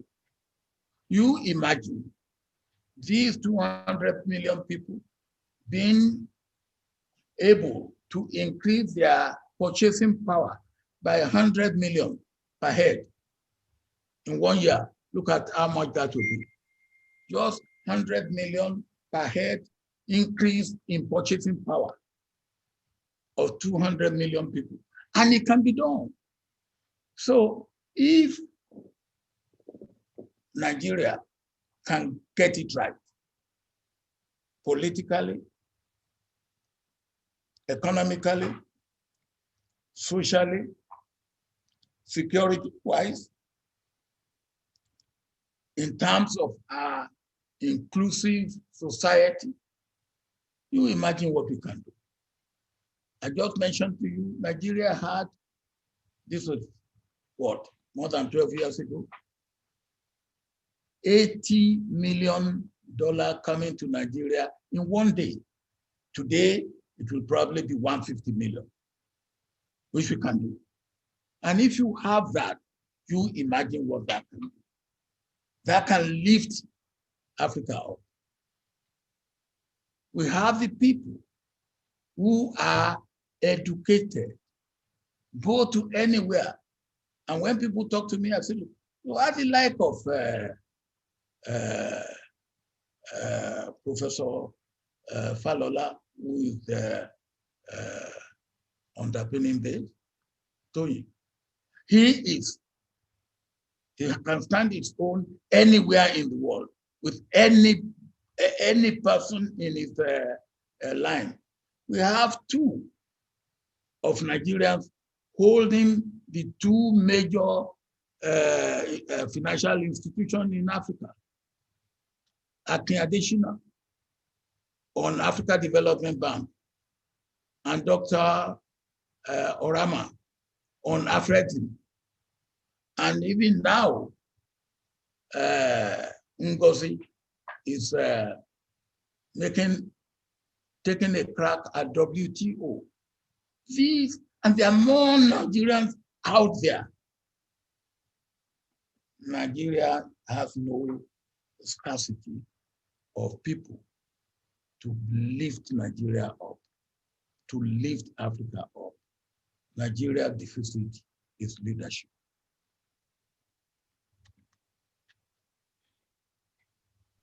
Thank you, sir. Thank you very much, sir. Thank you very much, everybody. Your Excellency. Now I'd like to move into a question about statesmanship. And earlier in the interview, we alluded to some of your previous work, I believe, in Ethiopia. And the question is, Your Excellency, we have followed your activities since your retirement, and you have been a big proponent of the use of non-military, diplomatic, soft power in the resolution of conflicts across the African continent.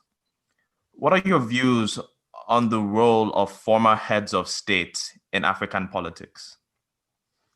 Well, I won't prescribe a role for African former head of state. I will prescribe for myself. And it depends on what you want to do or how do you see your role.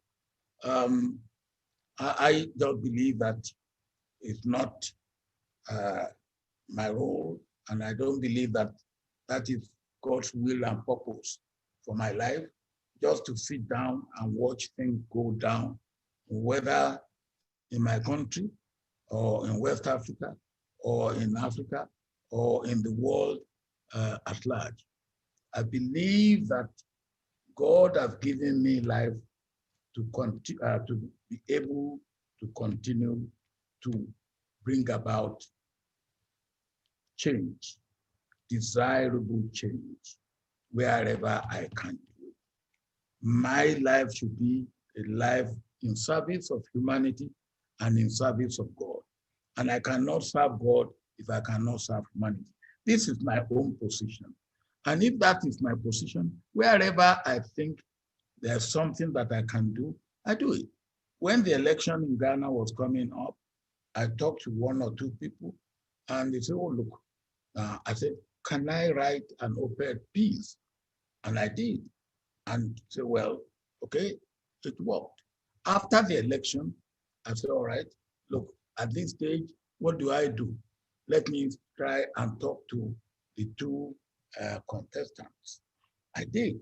For me, it is not what anybody, what we will prescribe or I will prescribe and say this should be the role of former presidents, former heads of state, is what anybody feels that.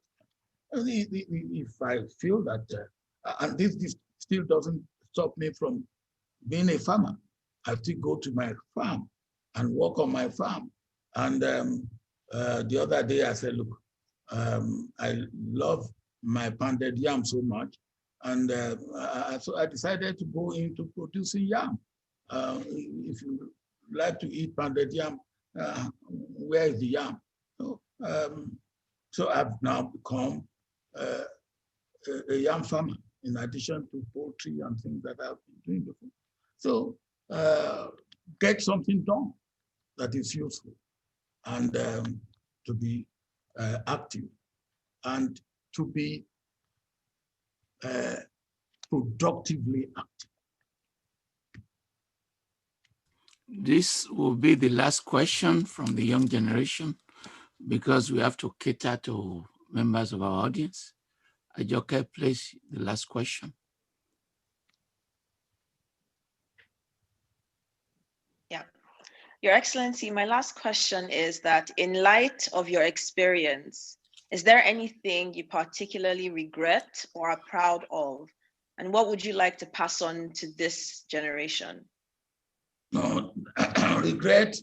No, there's nothing I personally would say I regret personally. I had opportunity and I seized every moment of the opportunity I had to do what I believe should be done. But there are disappointments in quarters or from quarters where you think things could have been done differently and they fail to do things differently. And as a result, it has adverse effect on the country or even on the effort that you have made in the past or on the effort that you are making. And that does not, that cut across leadership in all walks of life, not only political, legal, judiciary, everywhere, even in the private sector. So for me, I have no personal regret. But I regret that in our country, what people should have done on many occasions, they failed to do. And what they should not have done on many occasions, they do. And that retards, that sort of action retard our progress politically, economically, socially, even in terms of the security that we are talking about today.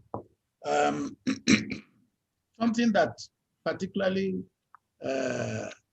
makes me happy when I was coming, when I was coming in 1999, some people came to me and said I would be the last president of Nigeria.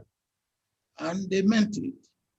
And the reason why they said that is that you have OPC, you have Arewa, you have Besu, you have Masop. And they felt that I would be the last president of Nigeria because after me, there will be no Nigeria.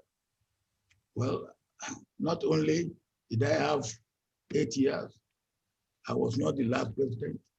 And since I left, there have been 3 presidents after me, and there will continue to be Nigeria and presidents of Nigeria. So that makes me particularly happy. Thank you very much, sir. Thank you very much. We have somebody who will moderate the questions, but before she comes to the stage, let me apologize. There are over 1,000 questions. We cannot manage all the questions. Professor Nimiwari Boko of Boston University, please, can you pose a question on religion very quickly? Can you tag him? Yeah, this is Nimi from Boston. Prof, thank you for the opportunity, and His Excellency Olusegun Obasanjo, thank you. Nice to meet you. The first time I met you outside Nigeria, when you were running for the UN, he came to Columbia University to give a lecture. Yeah. I was then, that was 91. And then he gave a lecture, and we talked with you. Then the last time he came to Harvard to give a lecture there with Emma Campo, my friend, and I met with you. We took photographs. And a discussion, an idea came at that time that you are going to do something about your dissertation you wrote on theology. And that you are going to publish it or so. And we did talk about that with you and what we are going to do about it. I want to ask you, what have you are head of state, by the time you went to do your PhD in theology, you'll be considered a young old man, but you did. What in particular did you learn from your theological education that you felt if you have known that before you became a president, it would have been better? Or in what way do you think religious education can benefit Nigeria? Because you stayed with it and got a PhD in theology from University of Ibadan. So I want you to shed light on that experience of studying to the PhD level in religion and theology. Professor Nemi, thank you very much. But let me make it clear. I did not go to do PhD in theology as a meal ticket. First of all, that's number one. Number two, I did not even go to do it because I want to become a pastor. No, I did not. I did not do it, or I did it because I want to learn more about my God so that I can worship him better. And of course, worshiping God better means my service to humanity. As I have said, you cannot serve God without serving humanity. So one of the things that I have learned is, well, the best leader that I have come across is Jesus Christ. And if any leader can emulate Jesus Christ, he will not go wrong.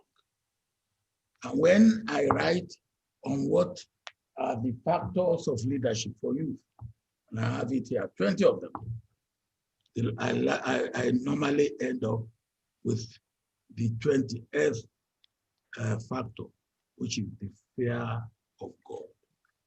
Fear and respect. Fear for and respect for God. Fear of and respect for God. Now, that's the purpose that I went to do my PhD for. And I enjoyed it. And now I use it in teaching Sunday school, every Sunday in my church. That's what I do. That anything that I have learned that will have helped me. I've always believed in leadership. But when you now look at leadership in terms of how Jesus Christ led, when he was here, then you will see that, oh yes, the best way to lead is the way Christ led. Christ was a true servant leader. Sarah, thank you. Sarah, are you ready? Sarah. Oh, I think is Sarah there? Who is? It's Indidi. I can ask the questions. Go ahead, please. Indidi. Okay. Yeah. Your Excellency, we're very thankful again for your joining us. So we've picked some questions from the audience, and I'll be posing them to you today. So the first one is, it is said that no society can thrive without justice and equity underpinning its values. In fact, history has demonstrated that any society that ignores this basic fact is doomed to fail as a matter of course. Do you see any correlation between this saying and the state of affairs in Nigeria today? And if you do, in what aspect of the Nigeria project would you predominantly place this problem, and what can be done to make things good? Well, my dear Ndidi,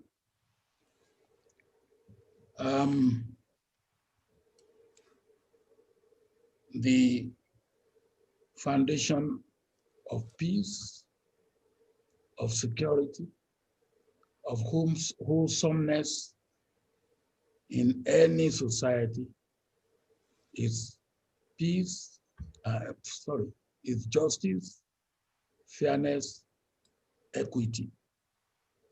Now, if you remove justice, fairness, equity from any society, then that society is in trouble. Because what do you have? You have inequality, you have inequity, you have lack of integrity, you have injustice. Now, mention it. You have all the bad things that do not augur well for a country or a state. And so if Nigerians are shouting, and I said the other day, you see, it's not only what you do, it's also what people assume you do. I gave when President Buhari had the election in 2015, he came up and said, those who do not vote for him will not enjoy his patronage, which is an unfortunate statement to make. So having made that statement, and there are two zones that didn't vote for him.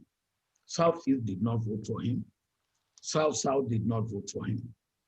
So anything he does, those two zones, he has said those who do not vote for him will not enjoy patronage. So he's punishing us because we do not vote for him, even though it may not be so.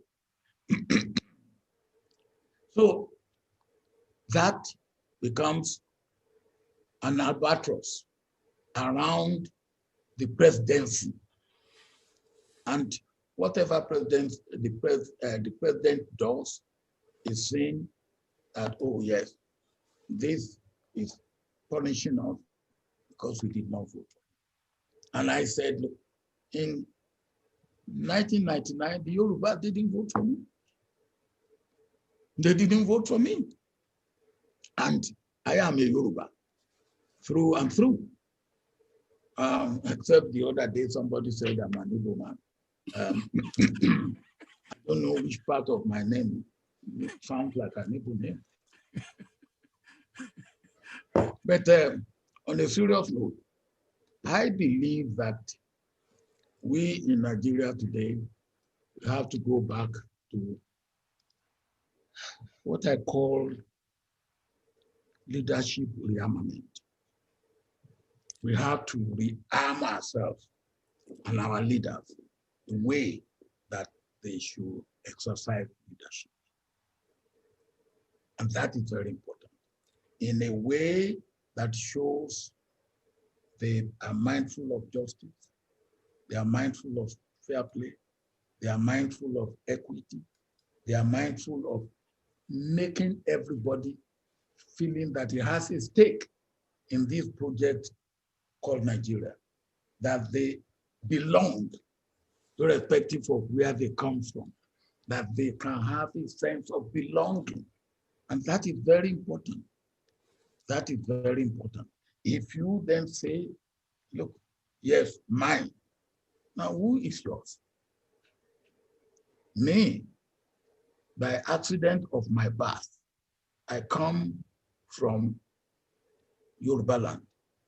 By accident of my birth, I come from Abeokuta.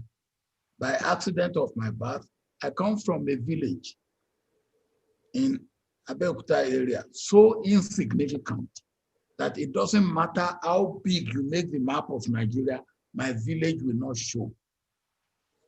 Now, when I then talk, who are my people that I will be talking about? Is it the people of my village? Or the people of Abeokuta? Or the people of Yoruba land?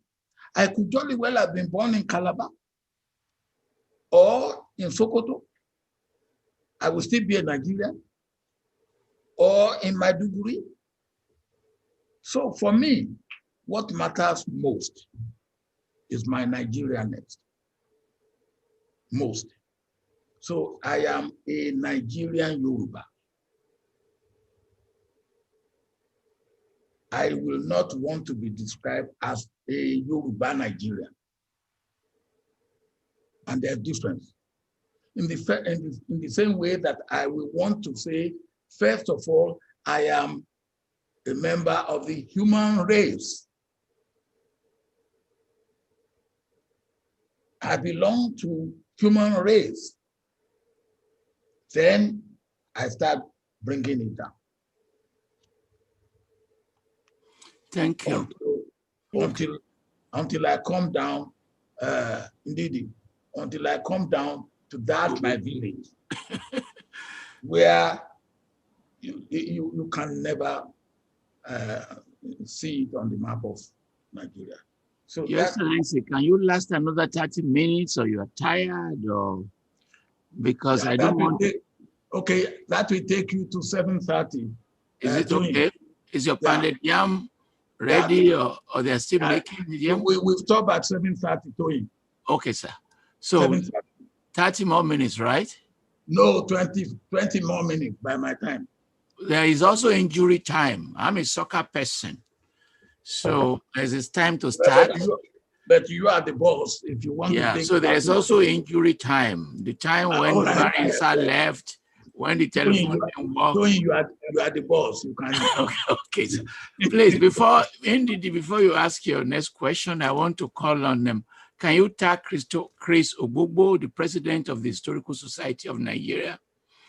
He likes to post questions on history and traditions. Please, Chris, Professor, President of Historical Society of Nigeria.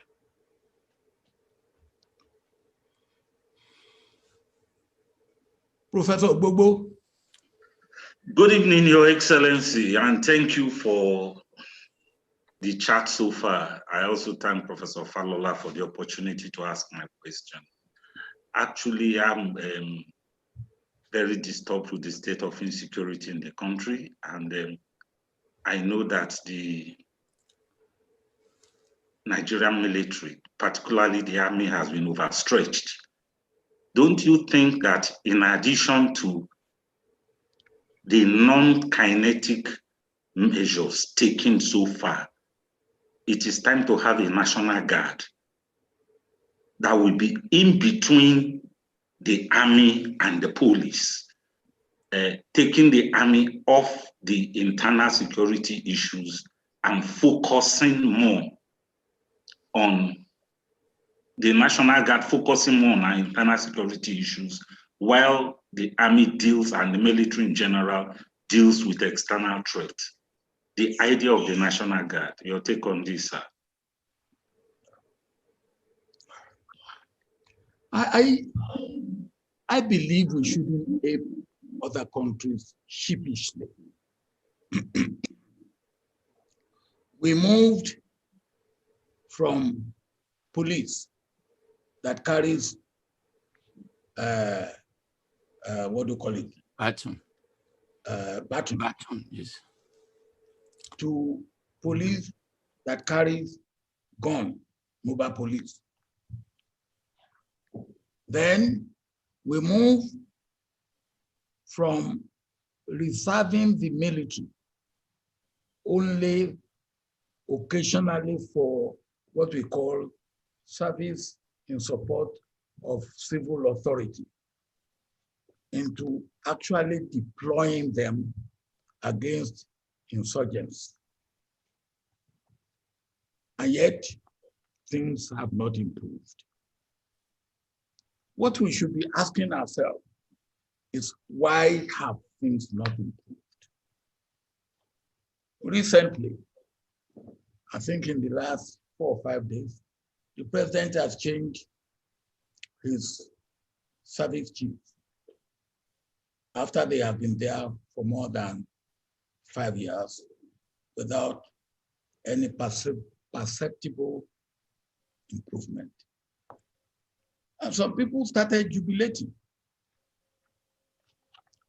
And somebody spoke to me and said, "Oh, you are not enthused." I said, "Of course I am not."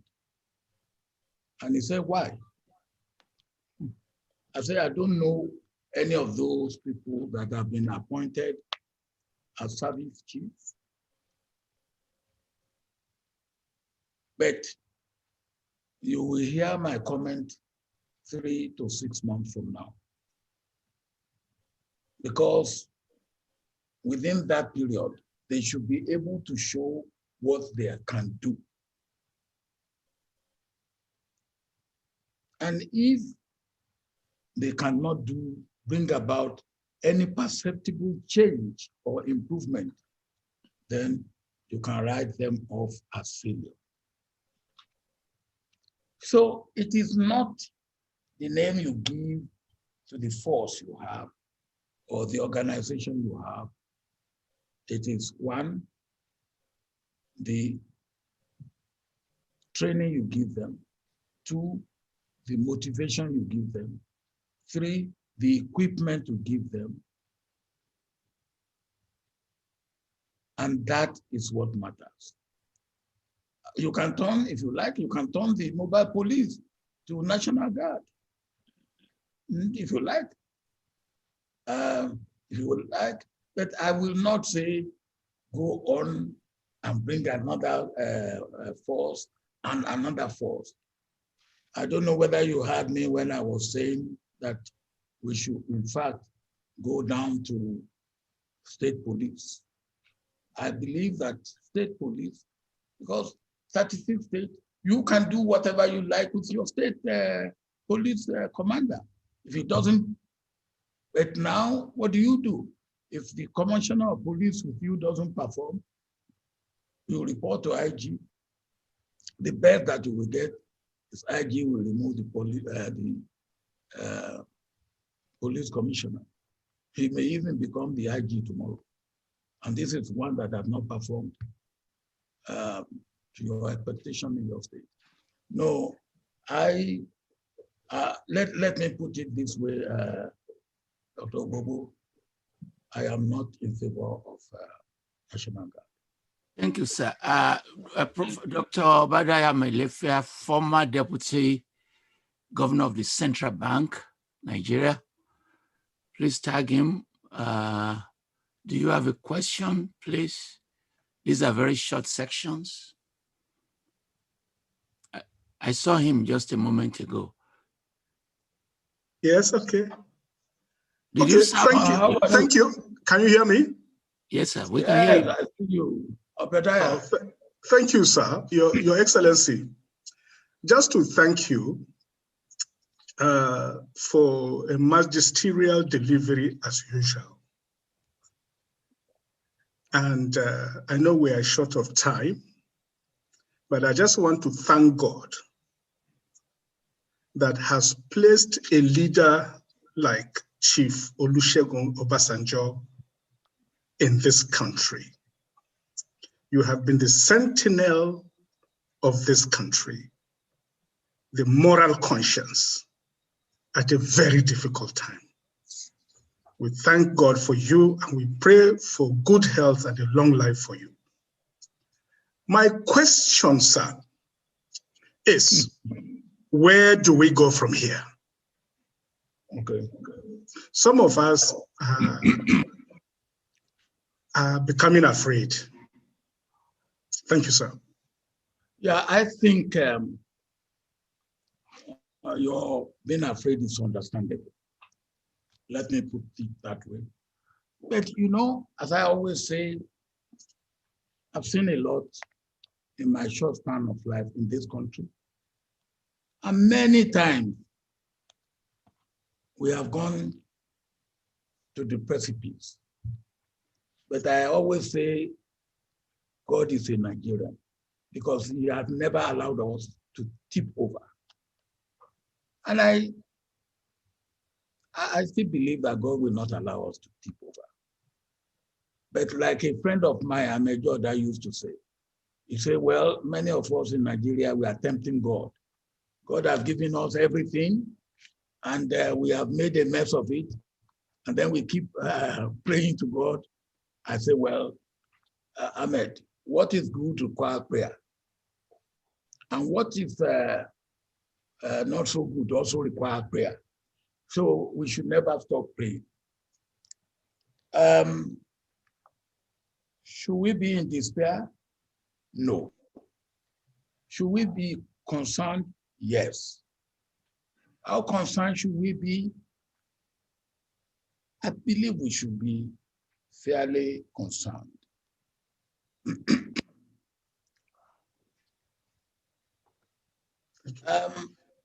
Thank you, sir. And thanks to Professor Toyin for putting this together. Yeah, let me finish this. I used to ask, I thought I know President Buhari because he worked with me. And I used to ask people, is it that I have not read him well or read him adequately? Or is it that he has changed from Buhari that I used to know? I'm not subscribing to these people who say we have a new Buhari from Sudan or something, or that nonsense. No. But yes, I know what I believe was his limitation, and I've written about this. He wasn't strong in economics, but not all of us are strong in anything, but you need to have sufficient knowledge of it to be able to understand and direct the affairs. He wasn't particularly too strong in foreign affairs, but I thought the military was strong enough. And from his performance when in his first outing as military head of state, I thought he will also do well in fighting corruption. I did not know the nepotic tendencies of President Buhari, maybe because he was not exposed to that sort of situation when he worked with me. But from what I have seen now, I believe that maybe he will want to have he will be thinking of his legacy. What will be his legacy? Maybe he will also learn from what has happened in recent times. If you are the commander-in-chief and banditry is taking place in your backyard, then you have to wake up.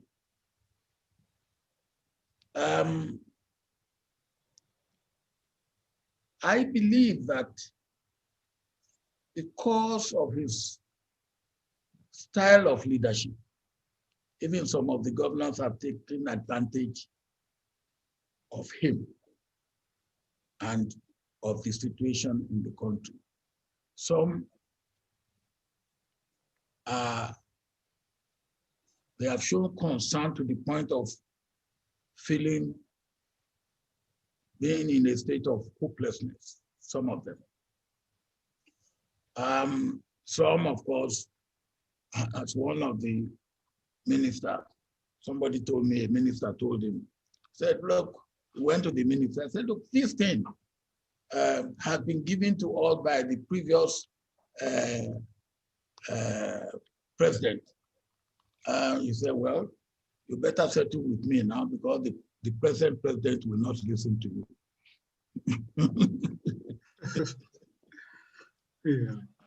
You, sir, because I'm trying to manage the remaining 10 minutes. All right.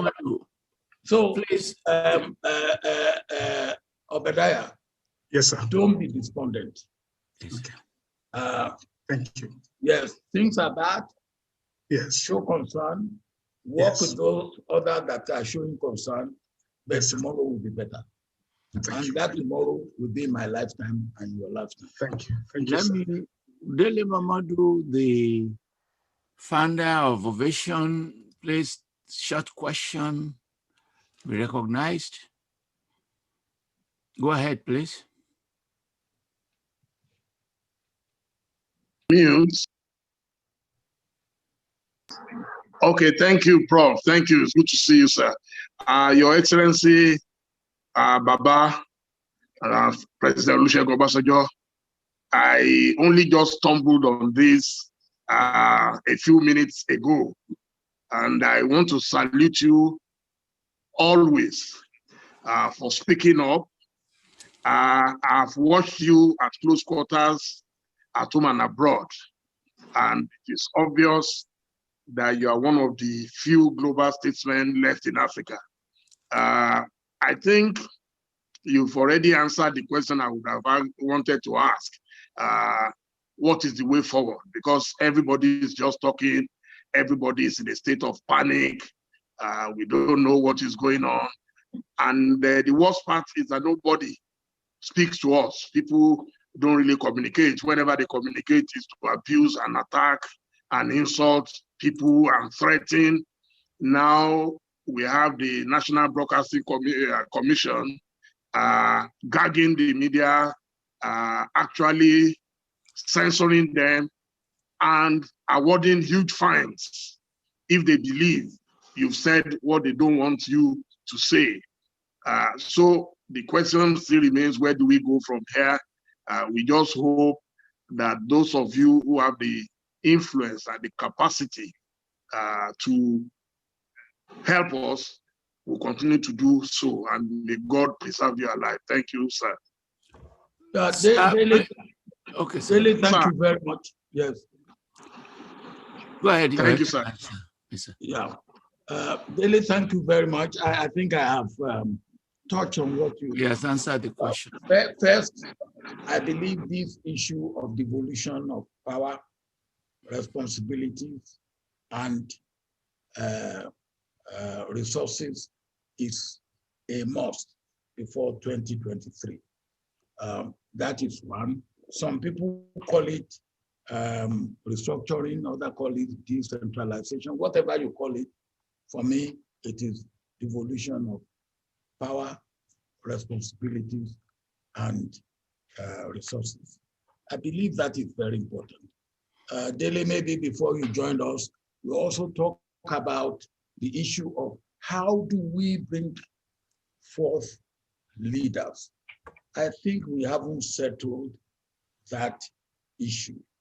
I believe if we settle the issue of how do we get Nigeria to 2023 and beyond as a whole and wholesome entity with inclusive society where everybody feels he has a stake and he belongs, then the next issue is the issue of how do we pick leaders.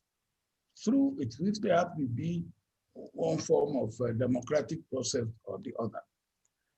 Now, if we are able to do that, my point is that the next issue, that deals with politics, it deals with the society, inclusive society, where unity is no longer in doubt, and we are. Now, the issue then will be the issue of the economy. And I don't worry too much really about the economy. What I do know, look, in the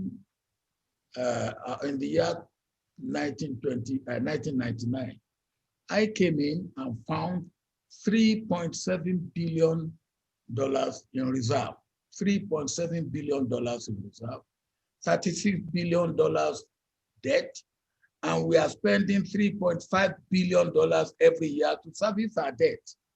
And the quantum of debt was not going down. Within a space of 8 years, we pay all our debt.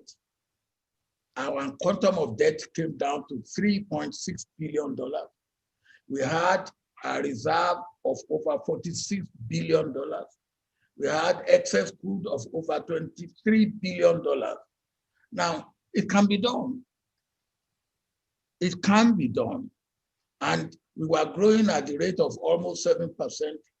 And I believe we could have even done it at the rate of 9 or 10%. So it can be done. But let us get first in first. If we get first in first, all hands have to be on deck. And all hands being on deck means that we are all moving forward. Now, I don't believe that we are talking of all of us being in the same political party, or there should be no criticism. There should be objective criticism. In fact, if you have a society where there's no criticism, I would not want to live in that society. As I always say, if you go to a country and you don't find a Nigerian there, don't stay in that country. If you find too many of them there too, you may have to consider or reconsider your staying there. Thank you. Let me call Chido Onuma for the last question. Chido Onuma is a prominent journalist, a very famous Nigerian writer. You ask the last question, and then I will close the conversation. Chido. Oh, it's left. Then Chido has left. Chido, please. Let me give the last question to you. That's Chido, yeah. Yeah. I can't hear you. Unfortunately, yes. Please, can you check your microphone, sir?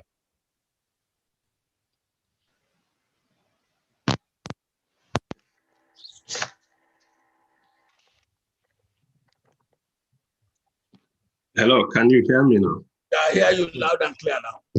All right, sir. Your Excellency, it's good to see you. The last time we were together was at Shehu Musayar Adwa Center on the occasion of the 50th anniversary of the end of the Civil War. I don't know if you still remember yourself, me, and the person on the side of Biafra who received the instrument of surrender in 1970. My question would just be to talk about the Civil War, and I've read from, as a young man, I read your book, Nzogu, and I've been fascinated about your your perspective about the Civil War. For a lot of people in the Southeast, the Civil War hasn't ended.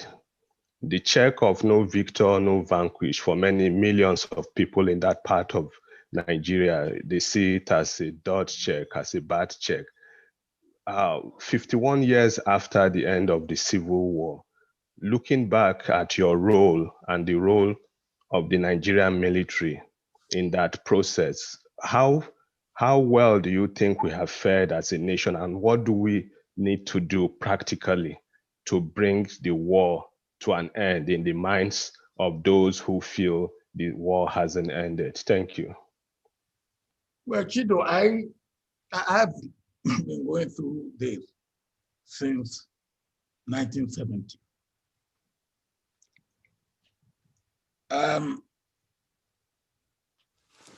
The first thing we did was, how do we deal with our colleagues who are in the army on the Biafra side?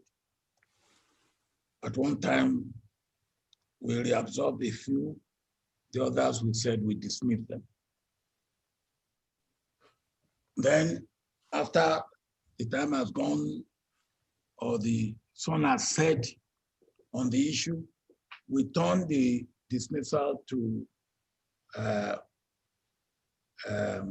retirement.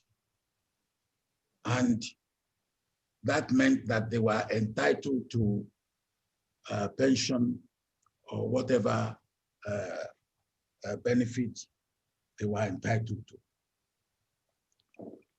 Then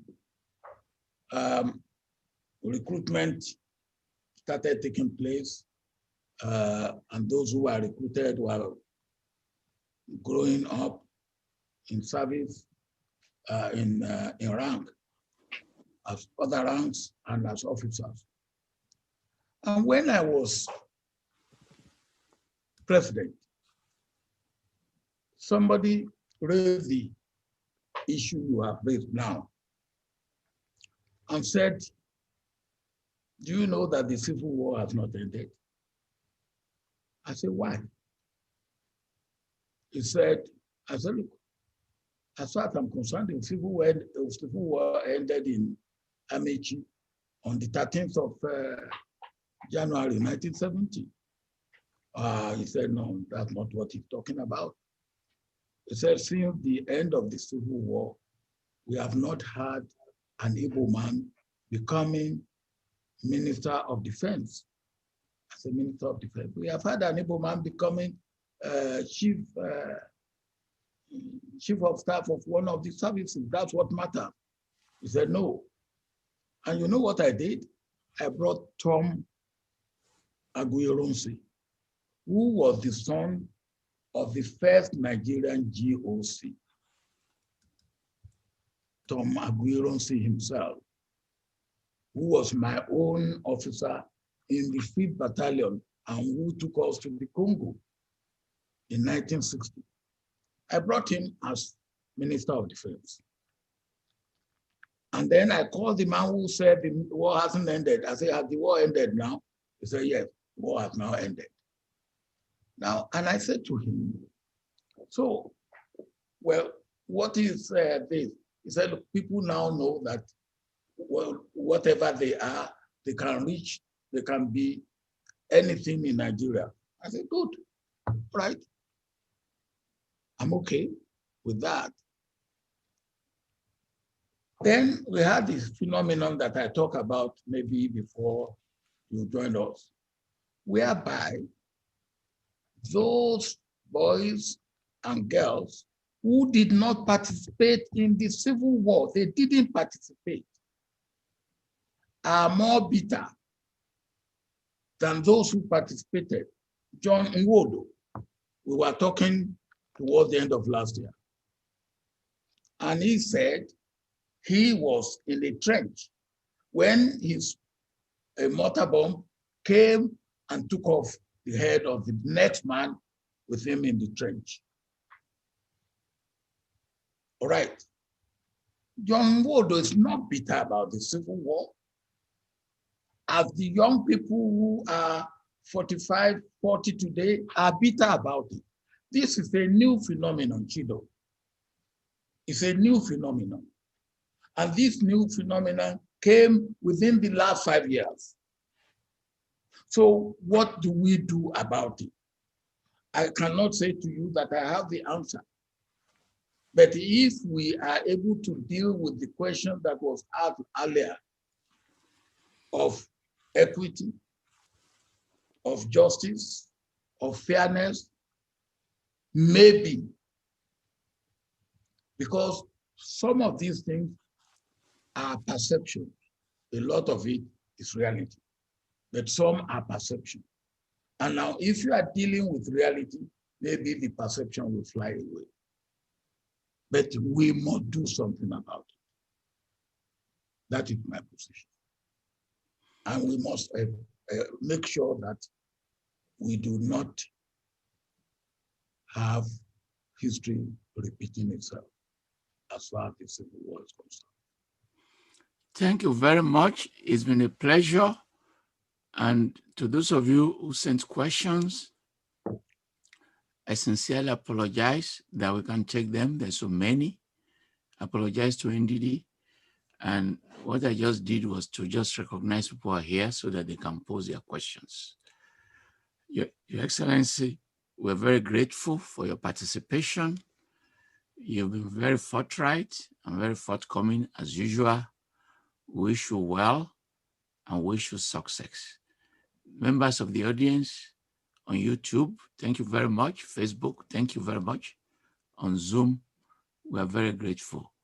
And we look forward to your coming back to listen to Our Excellency, the Ambassador, Olusegun Obasanjo, who will be our next guest. Thank you very much, sir. Thank you. Bye-bye now. Professor Toyin Falola, thank you very, very much. It has been a great pleasure being with you and the panel. If there's any lapse anywhere, forgive me. But Professor Falola has taken more time than my aides authorized. Thank you. They said they authorized you only 1.5 hours. You've taken more than 2.5 hours. Oh, thank you. Thank you, sir. Thank you, everybody. Thank you. Thank you.